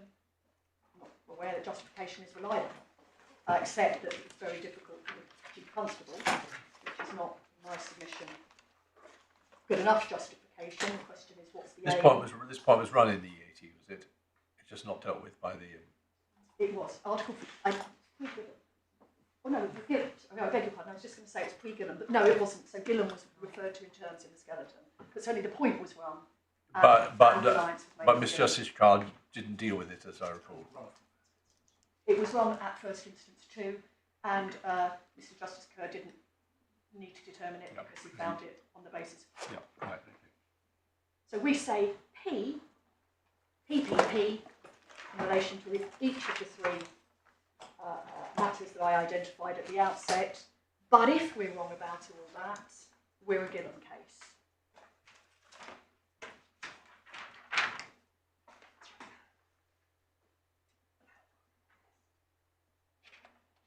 I should say it's page 75 of the core bundle, paragraph 101 for your Lordship's note, that Mr. Milson's argument on Article 14 is noted.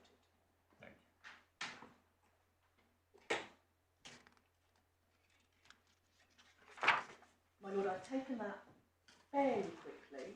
No, if your Lordship or your Ladyship have any questions, then of course.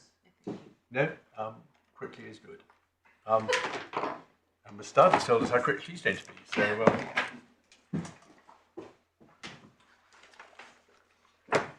My lords and my lady, as you're very aware, the IOPC is the independent body charged with ensuring public confidence in the complaint system.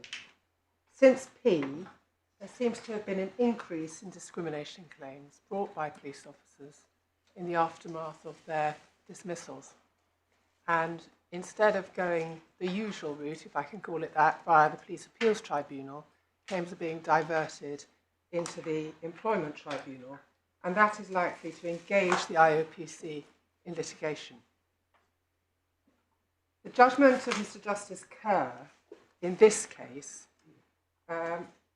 dealt with the claims that might be made against the IOPC, and in the event that they were, where they should take place.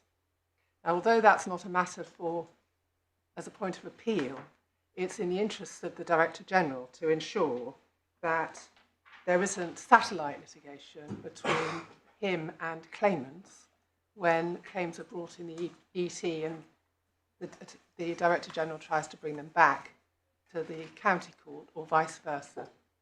And could I just take you, please, to Mr. Justice Kerr's judgment at Core Bundle, page 64.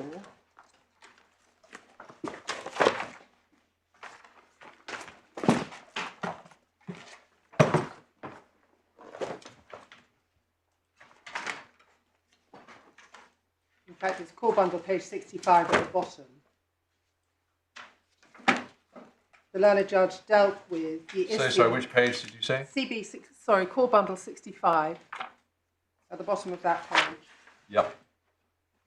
The judge erred in deciding that the Chief Constable could be held liable for discriminatory acts of the IOPC's Director General. That was a point that had been taken in the ET, and Mr. Milson made a concession in relation to it. But the judge made findings at beginning at paragraph 73, which is Core Bundle 68. Yes. And he says, I accept the proposition that the Employment Tribunal is the most natural forum for a complaint of discrimination by a police officer against the IOPC. And then he goes on and he deals with it narrowly. And he says that in circumstances where the claim against the IOPC is connected to the claim against the misconduct panel, it would be... Where are you reading from now? Or are you paraphrasing? I'm paraphrasing it. Sorry. It's all right. It would be a claim in the ET, probably under section 111 or 112 of the Equality Act. No. 75 of the judgment. Isn't it? Yes. Yeah. And we don't take any Well, issue with that. Yes, I see. Let's be clear about that. He doesn't say a claim will always be capable of being brought. No, He says that if on the facts Yes. such a claim is available, that's how you can bring it. that's how you can bring it to the ET. Yes, quite. You might have a Part 3 claim Remind on the me- basis of us being a public Oh, pass me. authority, yes. But that would have to go to the county court. Yes, sorry, Mr. This is all fine, but where are we going? Well, What are you trying to persuade us to do? What I'm trying to persuade you to do is, in your judgment, when you're considering these difficult issues as between the appellant and the respondent, as to who should be responsible and where the claim should take place, to endorse Mr. Justice Kerr's narrow conclusions in relation to claims which are brought connected to the substantive claim, so as a secondary claim.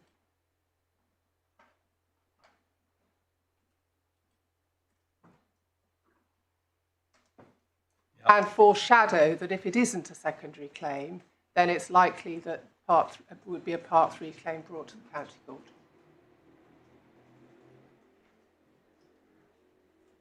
Because we're concerned that if claimants are reading Mr. Justice Kerr's judgment, we may end up in a situation where claims are brought against the IOPC on their own in the Employment Tribunal, and then will have to be wrestled out of the Employment Tribunal and sent to the county court, and that's going to take further litigation and further. Well, you public can't do expense. better. You can't do better than what you already got on that from this Justice Kerr. You just want us. The moment, if a claim is brought otherwise than under sections 109 to 112 in the ET against the IOPC, you'll be able to say, look at section 75 of para 75 of the judgment of the EAT in Eckland. Yes, I'm more concerned about paragraph 73 and that first proposition that the Employment Tribunal is the most natural form for a claim of discrimination by a police officer against the IOPC, which is very wide, and in our submission it would be wrong, because the only ability for a claim against the IOPC to be before the ET is if it's a secondary claim at the moment because of P against the Chief Constable. Yes, I see. I mean, it would be a misreading if you read the judgment as a whole, but It you would. say protect against the misreading. Yes. Yes, I see.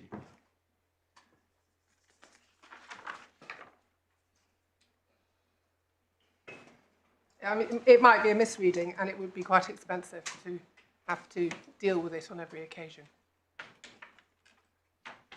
Well, that's it, really, isn't it? Yes, that is it. Well, you said you'd be 10 minutes, and that's what you've been, if not less. That's impressive. Hang on 1 second. So when you refer to the increase in discrimination cases, Yes. you mean an increase in standalone proceedings against Yes. the IOPC? No, I don't think I can say that. Right. What I can say is that there are issues of discrimination being raised, sometimes in the misconduct tribunal, but very often after the misconduct tribunal, once an officer has been dismissed. And they're then bringing claims against the misconduct panel, Right. So the against the ET, Constable and the IOPC. and potentially the IOPC, if the IOPC has been responsible for the investigation, or even, as round the corner, the presentation Well, they of the could case. presumably do it in several ways, and perhaps they try. They could do it against the Chief Constable, but complaining of the acts of the IOPC, which is, after all, how this case started. Yes. And in a sense, there is, on the basis that the Chief Constable is responsible for the acts of the IOPC. No, I think it would be on the basis that the Chief Constable is responsible for the acts of the misconduct panel, Not the IOPC. but the misconduct panel has acted in a way that they have because of an omission or an encouragement by the IOPC, either in the course of their investigation I see. or in So the that course would of be, their that would be a classic presentation. secondary liability case. Yes. And there's not, as you would tacitly accept, as long as there's an arguable secondary liability case, you can't complain about that. No, as long as the ET is the right place for it to be, and as long as the Chief Constable is the right Yeah. person for the claim to be brought against in the first instance. I think you will. There's a warning. We want to be helpful, but we will be very cautious about saying something where it's not the subject of full argument No. by all the interested parties. I don't think there is any point to be taken against me on that narrow issue. Well, I understand that at all, but that's in a sense the worry. I mean, Ms. Monaghan is not anymore pursuing a claim against the IOPC in these proceedings, and therefore it's not in her interest to say Ms. Studd has got it all wrong. No, that's true. So that's why we have to be cautious. But we Yes. see your concern, and we will ponder whether we can cautiously say anything appropriate. Thank you very much. Yes. Thank you very much. Yes, Mr. Berry. My lords and my lady, I represent the National Association of Legally Qualified Chairs, which is comprised of most of the LQCs who sit in England and Wales. And on behalf of the association, I will address the court on 3 headline points, although the first 2 have really been dealt with by my other friend, Ms. Monaghan, and I'll endeavour not to repeat just the headline points that I've made. The first point is whether the changes to the police misconduct system since the misconduct hearing at issue in P meant or mean that this court is not bound by the Supreme Court's decision in P, to which we say the answer is no. Second, even if P can be distinguished, is the appellant's alternative of claims being brought directly against misconduct panels, and I'll use that as shorthand for members of the misconduct panel, Yes. noting the point raised by Lord Justice Coulson, under Part 3 of the Equality Act, a tenable one. And third, if the appellant's alternative is potentially viable, is it appropriate, assuming that there is a choice? Yep. As to the first point, the appellant suggests that there have been fundamental changes to the misconduct system that allow this court to depart from the Supreme Court's decision in P. The NALQC respectfully disagrees. A number of changes were put before the court by my own friend Mr. Basu, and we would submit they really are make-weight points. They're not material changes. The main change, and the one that engages my client in any particular sense is the introduction of legally qualified chairs. That change was made by the Police Conduct Amendment Regulations 2015. When I say the introduction of legally qualified chairs, more precisely, it is the extension of legally qualified chairs to hearings concerning all officers, because they were previously the chairs of hearings for senior officers. In our submission... Sorry, say that again. They were previously the chairs in panels involving senior officers. Right. And in 2015... They decided that that should be extended. It should be extended so that everybody had the same right. Yes, the panel is still slightly different for the most senior officers because it involves... But that point is now the same. But that point is now the same. In our submission, the introduction of LQCs is not a development that allows P to be distinguished for 3 reasons. First, the Supreme Court was plainly aware of the 2015 change. It is referred to in paragraph 15 of Lord Reed's judgment.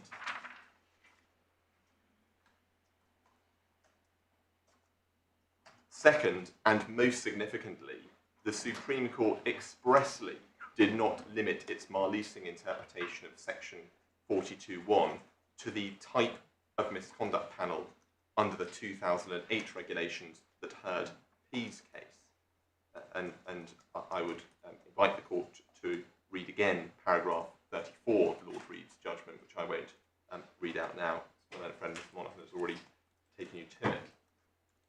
And third, this is an additional point to those made by my friend Ms. Monaghan, whilst the 2015 changes mean that misconduct hearings now have a majority independent membership, whereas under the 2008 regulations they had a majority police membership, Mr. Basu pointed out, that we say is nothing to the point.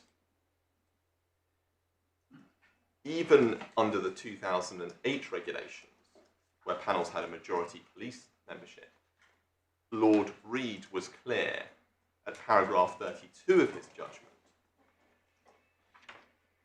that because the panel's powers were conferred directly by secondary legislation and exercised collectively,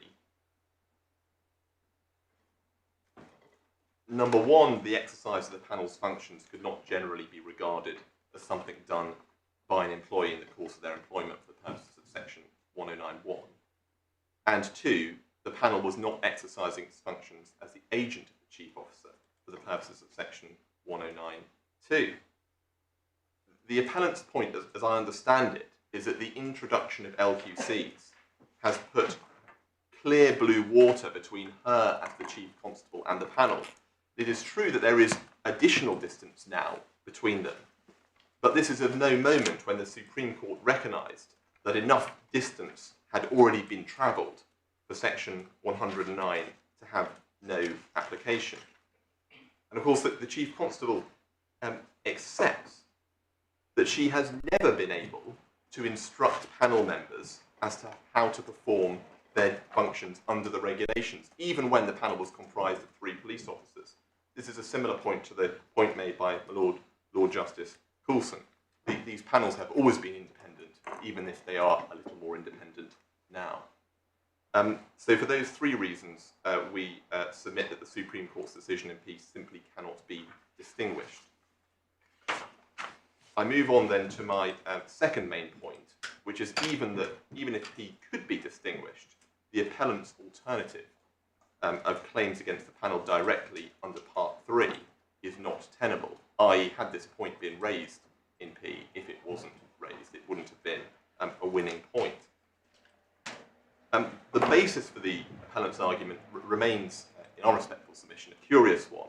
It is not clear whether it's being suggested that the Supreme Court's decision in P was reached per incuriam because it was not alerted to the Part 3 alternative put forward by my friend Mr. Basu, or if the appellant is suggesting that there have been changes to the misconduct system since P, such that panels are now exercising a public function when they were not doing so in 2017. But we say neither alternative bears any scrutiny. The decision in P was plainly not reached per incuriam.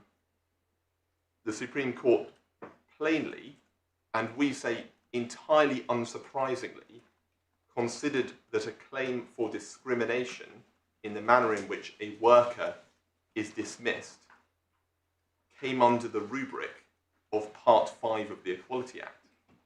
Part 5 considers or concerns employment and work. The corresponding part of the predecessor equality legislation was headed discrimination in the employment field, a point made by my Lord Justice Underhill in the case of Tip Lady, paragraphs 22 to 23. Moreover, I'd invite the Court's attention to paragraph 31 of P, when having set out Part 5 of the Act, Lord Reid concludes, it was presumably envisaged by Parliament that the exercise of disciplinary functions in relation to police officers would fall within the scope of those provisions, i.e. the provisions of Part 5. So we say that the Supreme Court was clear that dismissals by a misconduct panel came within the scope of Part 5 of the Equality Act. And indeed, that is the part of the Equality Act that implements the Framework Directive, where the rights under consideration are derived. And as to this point, that there have been, if the point is indeed being made this way, that there have been great changes since P that mean that the misconduct panel is now exercising a public function. We say there is nothing to this point, and Ms. Basu took you through the 16 propositions that the appellant relies on to show that this is a body exercising a public function. Well, it's quite clear that the majority of those points could have been made with equal force at the time of P. Even if I'm wrong about that, there are two fundamental problems with the invocation of Part 3. I won't dwell on the Section 28 point, because as my friend Ms. Monaghan accepted, that is to an extent circular. But the second difficulty is paragraph 3 of Schedule 3, which is the document that I handed up this morning, for which apologies for the late hour. In relation to which Mr. Basu has got in a preemptive strike. Yes, well, if I could take you to the one page Yes. of the section, or the paragraph, so paragraph 3 of Schedule 3, so it relates to Part 3 of the Equality Act. And subsection 1 is, Section 29 does not apply to a judicial function. Schedule 3, just to remind ourselves, is what we see at the bottom, is basically exceptions. Exceptions to Part 1. Yeah. And 2, a reference in subsection 1 to a judicial function includes a reference to a judicial function conferred on a person other than a court or tribunal.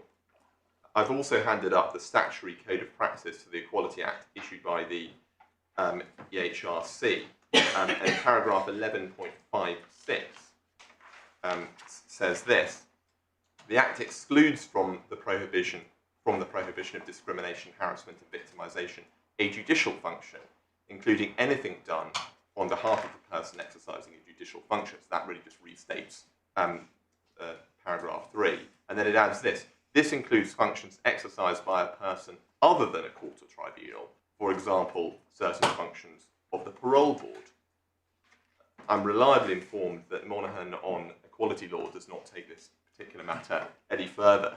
Now, the appellant herself describes misconduct panels as tribunals. We don't accept that characterisation, but even if they are not tribunals, they are certainly exercising a judicial function within the meaning of paragraph 3 of Schedule 3, if the parole board is. Well, I wonder.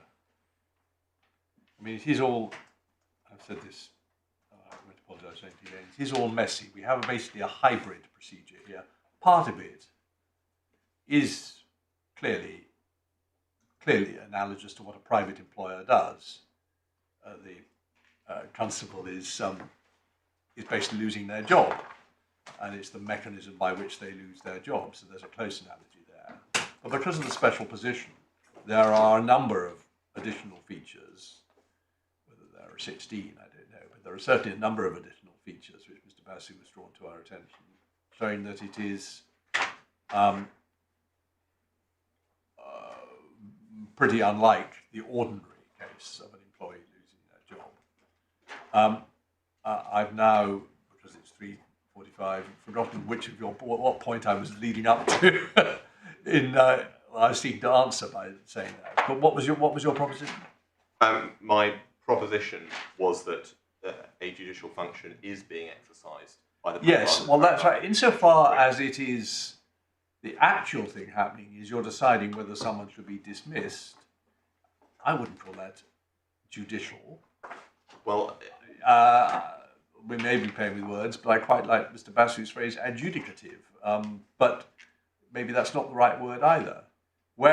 Suppose an employer has an elaborate internal disciplinary procedure, however elaborate it is, however much it allows for cross-examination and the rest of it, and even if the panel actually takes the decision rather than recommends it to the ultimate employer, nobody would call that a judicial function, would they? Well, they might not, but the function in this case is one prescribed by secondary legislation. So that's different to, say, a very well-funded bank deciding to have a panel of 3 Queen's Counsel retired Court of Appeal judges to hear cases concerning its senior directors. This is a hearing that takes place pursuant to secondary legislation. And I would draw in support of my submission the case of Heath, in which this court decided that police misconduct panels, which at that time were constituted exclusively of police officers, the panel in that case was 3 commanders of the Metropolitan Police, that they were apt to attract judicial proceedings immunity at common law generally. And Heath was only departed from in the Supreme Court to the extent that was necessary to enable police officers to exercise their directly effective EU law rights to bring a claim for discrimination arising out of their dismissal against their deemed employer in the Employment Tribunal. And I've been helpfully passed a note, but by someone who meets these qualifications, that unlike my Lord's example of a private employer, that there is an eligibility condition set for LQCs. I think it's Regulation 25.4, the police conduct regulations, which is that they have to fulfil the judicial qualification conditions on a 5-year basis. And if there's any dispute about the extent to which the Supreme Court departed from Heath, I adopt the explanation given by my learned friend, Ms. Monaghan, and invite the Court's attention to paragraphs 1, 24, 33, and 35 of Lord Reed's judgment.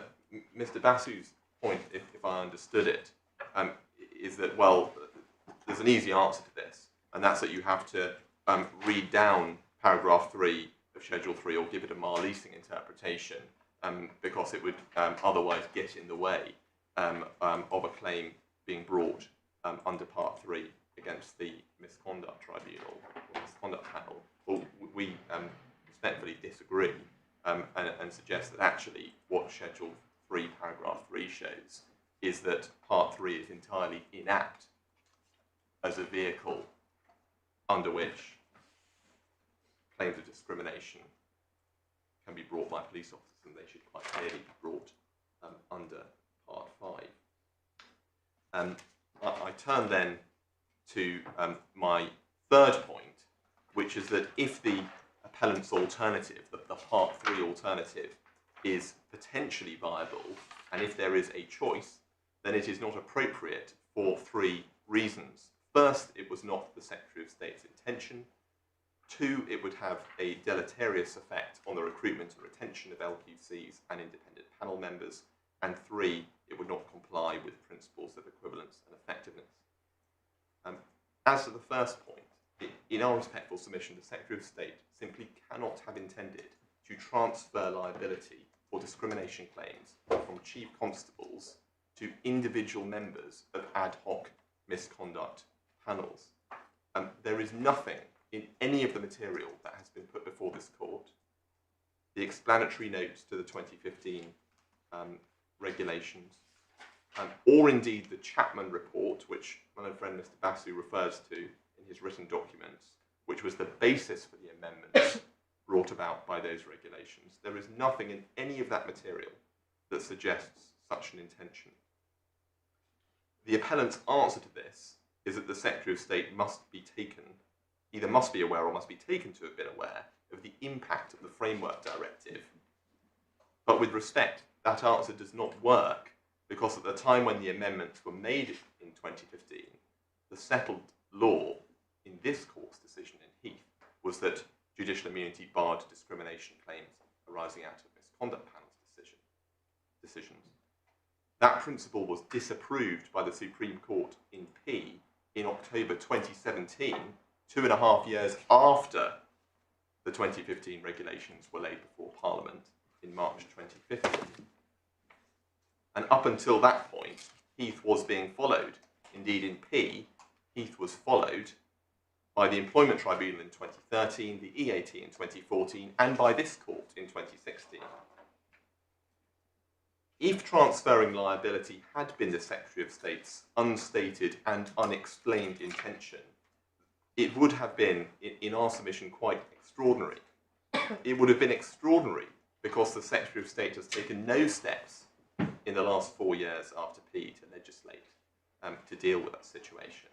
And it would be extraordinary because no provision has been made by the government or by Parliament for an overarching body with the legal personality or the resources to assume liability for claims against misconduct panels or to indemnify panels. So the Secretary of State would need to be taken to have been content to leave individual members of ad hoc misconduct panels, such as the gentleman sitting behind me, to shoulder the burden of potentially 6-figure damages and cost claims, cost awards in discrimination claims. That is linked to our second point, which is that imposing liability on panels would have a deleterious impact on recruitment and retention. I'll take this point quite shortly. Well, it's very clearly developed by Mr. Bassett in his witness statement. By Mr. Bassett as witness statement, yes. And the only point I would add is that Mr. Bassett and I, in my skeleton argument, would not have held back and would have made that point with rather more force had we seen the skeleton argument prepared by Mr. Clive Sheldon, Queen's Counsel, on behalf of the Association of PCCs, because he makes 4 things clear in his paragraphs 12 and 20, core bundle 268 to 270. First, that PCCs are under no legal obligation to provide the indemnity they currently offer. Secondly, that they originally provided that indemnity primarily as a result of judicial review claims and never contemplated that panel members could be sued in the Employment Tribunal for discrimination. Third, the current indemnity, which covers Employment Tribunal claims, is being provided as a temporary measure whilst these proceedings are being resolved. And fourth, and most significantly, that if the appellant succeeds, then police and crime commissioners are likely to reconsider the provision of indemnities because they could be financially prohibitive. So the basis of that indemnity is looking decidedly shaky, leaving LQCs and independent panel members, many of whom don't work or are retired, either to meet claims from their private resources or from insurance. And as Mr. Bassett has set out, only a very small proportion of LQCs, well, just over a third of LQCs have that form of insurance. And that risk of bankruptcy, to put it bluntly, would make the prospect a very unattractive one. Those wishing to have some judicial experience could get it much more easily with no threat of an Equality Act claim by sitting as a recorder of the Crown Court or as a first-tier tribunal judge. There does not appear to be... That slightly overstates it, given the competitive nature of the recent recorder competitions. There's lots of people who would like to be recorders. Sadly, the number of vacancies don't seem to match the number of people who'd like to do it. That may change its terms if the government opens the... Quite. No. Can I just ask you, having interrupted you, and this is just information, but I would be interested to know, what's the broad proportion of those that you represent who do sit as what are sometimes referred to as portfolio judges? May I turn my back? Yes, please do. Nothing turns on it. I'll answer that in a few moments, but I can email the court. I'm just interested to know how many do a bit of this and a bit of deputy DJ and a bit of... From my own experience, which I know Mr. Gold shares because we both appear in front of these panels, there are a fair number who have the portfolio judicial career, or at least sit as in a number of judicial capacities in addition to their practice at the bar. And that, of course, raises the strange paradox be created by my own friend Mr. Basu's solution that somebody could sit as a recorder on a Monday, a first-tier tribunal judge on a Tuesday, and a legally qualified chair on a Wednesday, make exactly the same inappropriate remark and only be liable with respect to the remark for the remark they made while sitting as an LQC. There doesn't appear to be any dispute that introducing independent panel members was designed to increase public confidence, and the corollary must be that will be damaged if there were issues with recruitment and retention. And my third point is that the court has heard submissions on the general principles of effectiveness and equivalence under the Framework Directive, and those principles would not be complied with if police officers were forced to bring discrimination claims against panel members who might not be able to satisfy a damages award, rather than against their deemed employer chief constables, who almost certainly would be. So in conclusion, the NALQC broadly supports the respondent's position. The straightforward answer to this appeal is that the Supreme Court's decision in P is binding on this court, particularly when one has regard to the breadth of the holding in P and the Marleasing interpretation given to section 42(1) by Lord Reed. And finally this, both parties and the interveners point or could point to inconsistencies, quirks, unfairness or messiness caused by to one party or one person or another by the situation that pertains under P. The same could be said of the situation that pertained before P, and the same certainly could be said, and certainly would be said on behalf of my client, of the situation that would pertain were the appellant's submissions to be accepted. But in my respectful submission, the solution to these competing concerns is a matter that must lie with Parliament rather than with the courts. My lords and my lady, those are our submissions. Thank you very much. That's extremely helpful, Mr. Berry. Yes, just before you rise your feet, Mr. Gold, I think, was going to provide us with a copy of his timeline, better printed than the one I've got. I don't know whether I'm the only one. That's very helpful. Did you manage to print your report? I've got it electronically. My lady is all electronic. Oh, I think we got 2 copies, so that's fine. Thank you very much. Much better. Anyway, HMCTS doesn't run to colour printing, so right. Thank you very much, Mr. Gold. Yes, we really can't go much, if at all, beyond 4:30, but that should be enough, given the economy of the submissions you're meeting.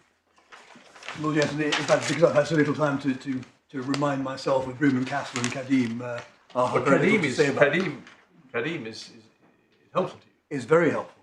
Yes. Well, perhaps I'll deal with it now since we've Yes. mentioned it. So Broom and Castle concerned the question whether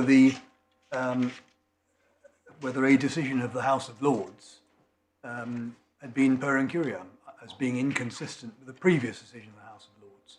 So that was the issue in Broom and Castle, and the answer was no, it wasn't inconsistent. So it wasn't per incuriam in that sense. And perhaps the Latin labels are unhelpful. The better label is to say inconsistent with the previous House of Lords, binding House of Lords decision. Yes, but the different point was, I think, this was the point that was being used against you, you didn't have a problem with it as such, was that Lord Diplock was saying the Court of Appeal can't set itself up to say that the decision of the Yes. House of Lords is per curiam. Anyway, yes, that's what Broom and Castle was about. Yes, but the point was made that it's page 1131, letter D. Even if the jurisdiction of the the Court of Appeal had been coordinate with the jurisdiction of this House. 4131, did you say? I'm so sorry, it's 1131, the page number. Yeah, sorry. Yes. Letter D.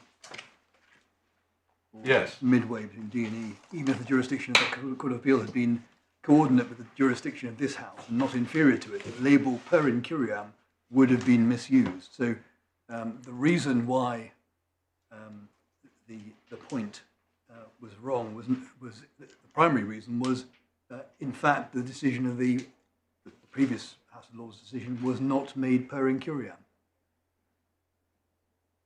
So that's the reason for this decision, or this part of it. And then the point is made that even if it were the Court of Appeal, so in other words, even if a House of Lords decision was made in ignorance of an earlier House of Lords decision, the Court of Appeal could not ignore the subsequent decision. So what's your point? Well, that's we must read these cases and take the principle accurately from them, not a broader principle. That's the principle in this case, that the Court of Appeal cannot, looking at a Supreme Court or House of Lords decision, say, well, that's a decision made in ignorance of a previous House of Lords or Supreme Court decision, and therefore we're not going to follow it. That's not open to this court, even if it were true, that it was made in ignorance of a previous House of Lords or Supreme Court decision. But the point that arises here is dealt with by Kadim, which is binding on this court, of course. And what the courts say, not without hesitation, I'm looking at paragraph 33, we therefore conclude, not without some hesitation, that there is a principle stated in general terms that a subsequent court is not bound by proposition of law assumed by an earlier court that was not the subject of argument before or consideration by that court. They also make the point that decisions that are made, or points that are made silently, not dealt with, also to be treated with caution. Paragraph 36 of the decision, third, we have to remember that it is the reasons that bind and not the decision. So again, we say, looking at the decision in P, one can only take from it that where an officer has no other claim available, redress for discrimination, Section 42 is to be read in the way that the Supreme Court say. That's the principle. Someone give us her 3 ratio. Do you disagree with her summary of the ratio? I agree with the first point, that EU law requires that a police officer has a remedy in relation to discrimination.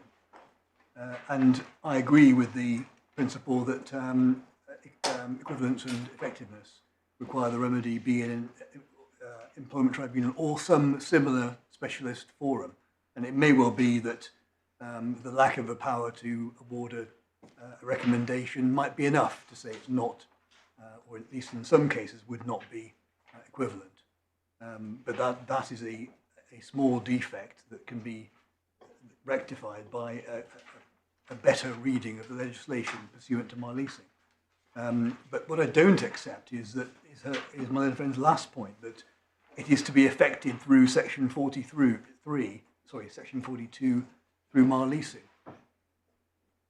That's not part of the ratio. What the ratio is if you have no other claim, then effectively as a last resort, all that can be done is to read Section 42 to include within the description of employer the persons conducting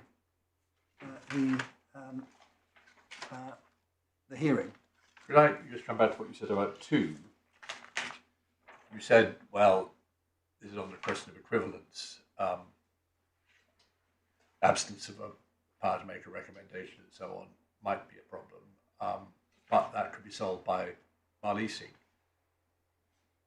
I think implicit in that is you're recognising you, instead of being a fallback, you really do need your leasing point, don't you?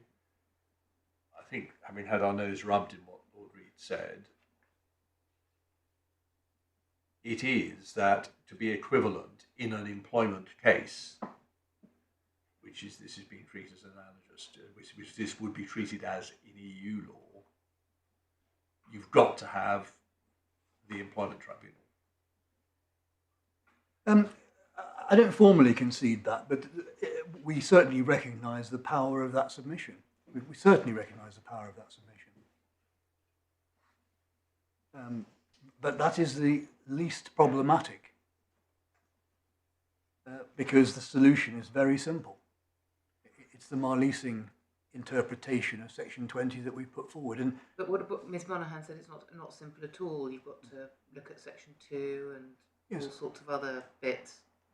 Well, and lady, that's because Ms Monaghan has forgotten the first thing that she ignores the first thing she said about Marleasing, with great respect to her, that it's not a redrafting process.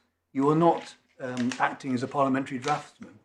The parliamentary draftsman, of course, has the joyous task of changing one piece of legislation and then changing 300 other pieces of legislation to make sure they all match. That's the role of a parliamentary draftsman. And so what the principle in Marleasing expressly tells us not to do is to start doing that sort of thing. It tells you what the result has to be.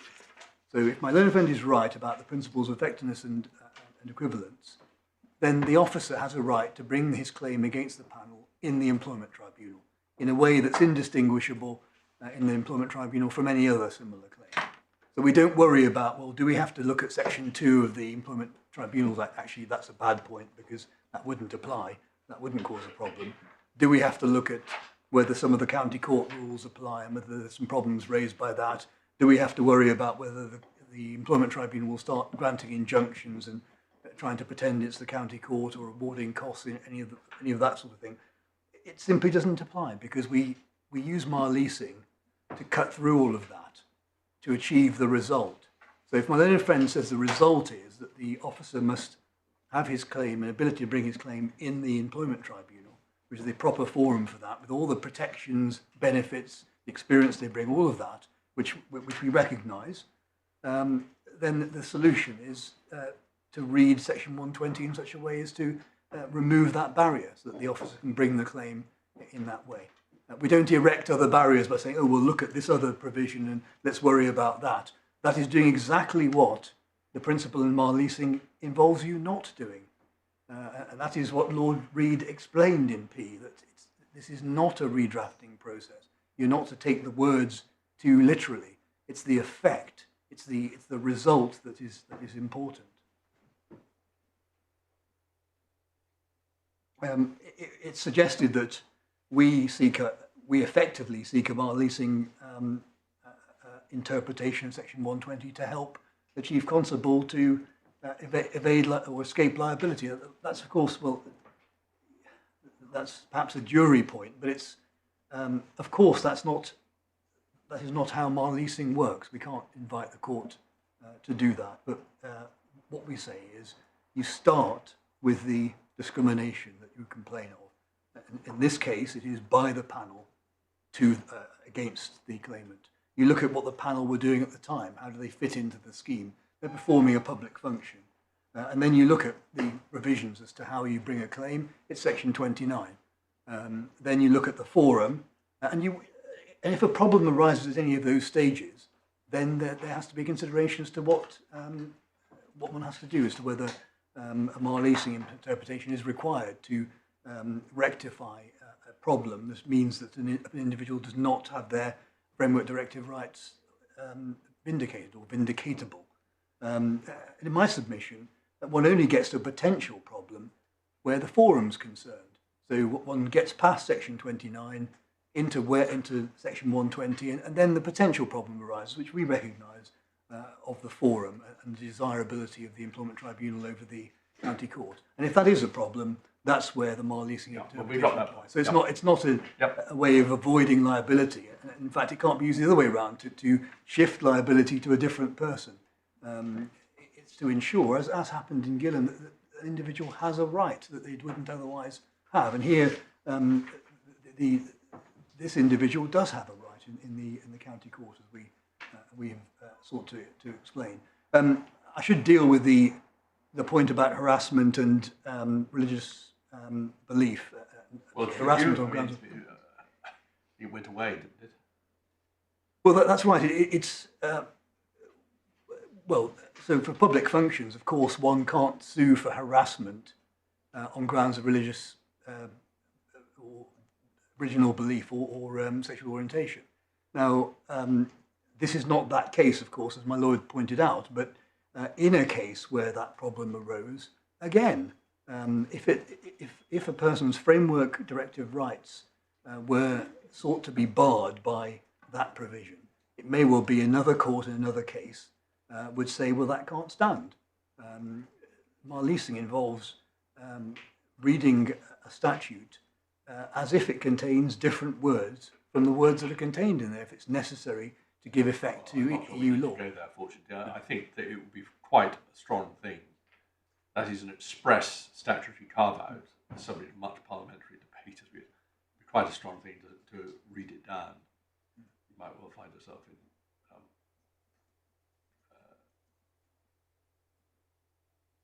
it's just impossible to do that. Well, happily, it doesn't arise in this case. If it did, that would, of course, have to be subject to argument. Happily, it doesn't arise in this case. And can I just end with this point? Of course, I haven't referred very much to my skeleton arguments or our skeleton arguments. We of course, rely on them as if I had read out every word in court. But what I would point out, and if I can just briefly take the court to it, it's page 175 of the core bundle. We gave an example at paragraph 8. So that's page 175. Well, this isn't a reply point, Mr. Bassett, is it? Well, it is a reply point in this sense that we've heard no answer to the example given in paragraph 8. Well, so it's the absence. I don't worry about say you rely on everything else as an argument. That's fine. Well, all right, we'll let you make it. But well, That's your point.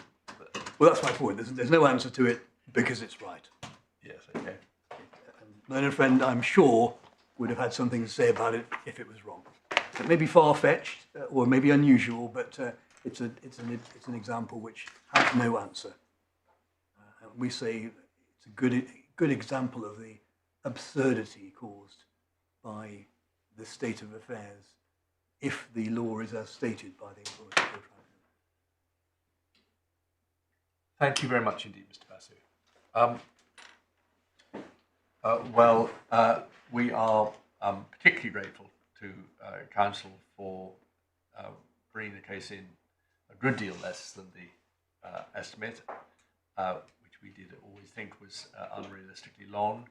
I think all the key points we've had helpful and lucid submissions on, and we're grateful obviously to those behind for the work that's gone into skeleton arguments and preparation of bundles and so forth. We will be reserving our decision. Perhaps I'd better say, although everyone in court will know what that means, the judgment will be handed down in due course, either at a hearing which no one need attend or simply online in accordance with the so-called COVID protocol. In advance of that, the parties will be given drafts of the judgment so that they can agree the terms of consequential orders, or if they can't agree, supply short written submissions so that we can deal with any disputed points at the time of hand down, and also to draw attention to any typographical or other minor factual errors in the judgment. I don't think there are any outstanding matters. I have said that I will myself check for that other Kadim case. Is it, my lord? Is it Rayner? It is. 2015 UCASIV 1124. Have you? We certainly referred to it. Did we say anything significant? Nothing particularly significant. That's Be very careful. Well, I will just check whether you're right about that, because I never say anything. And the answer to my Lord Lord Justice Coulson's question is we can confirm it's around 10% who have a portfolio. Around 10%. We can confirm that based on the email addresses alone. Okay, Around 10% that's very helpful. have portfolio careers. Thank you very much. Yes, perhaps we should say, without speaking for myself, I found Mr. Bassett's witness statement very well presented on matters of this kind. Now, where were we? So I was just saying, I don't think there are any other loose ends. Rayner was the only one. The only other one was the issue about the authority where Chief Constable could review the misconduct panel. Oh, yes. That's in your bundle at tab 33. Chief Constable of Thames Valley against the misconduct panel. That's an example of... The first instance decision from Mrs. Justice McGowan, but it deals with the point. Very good. Well then, no loose ends. We'll try and get this to you as quickly as we can, but no specific promises.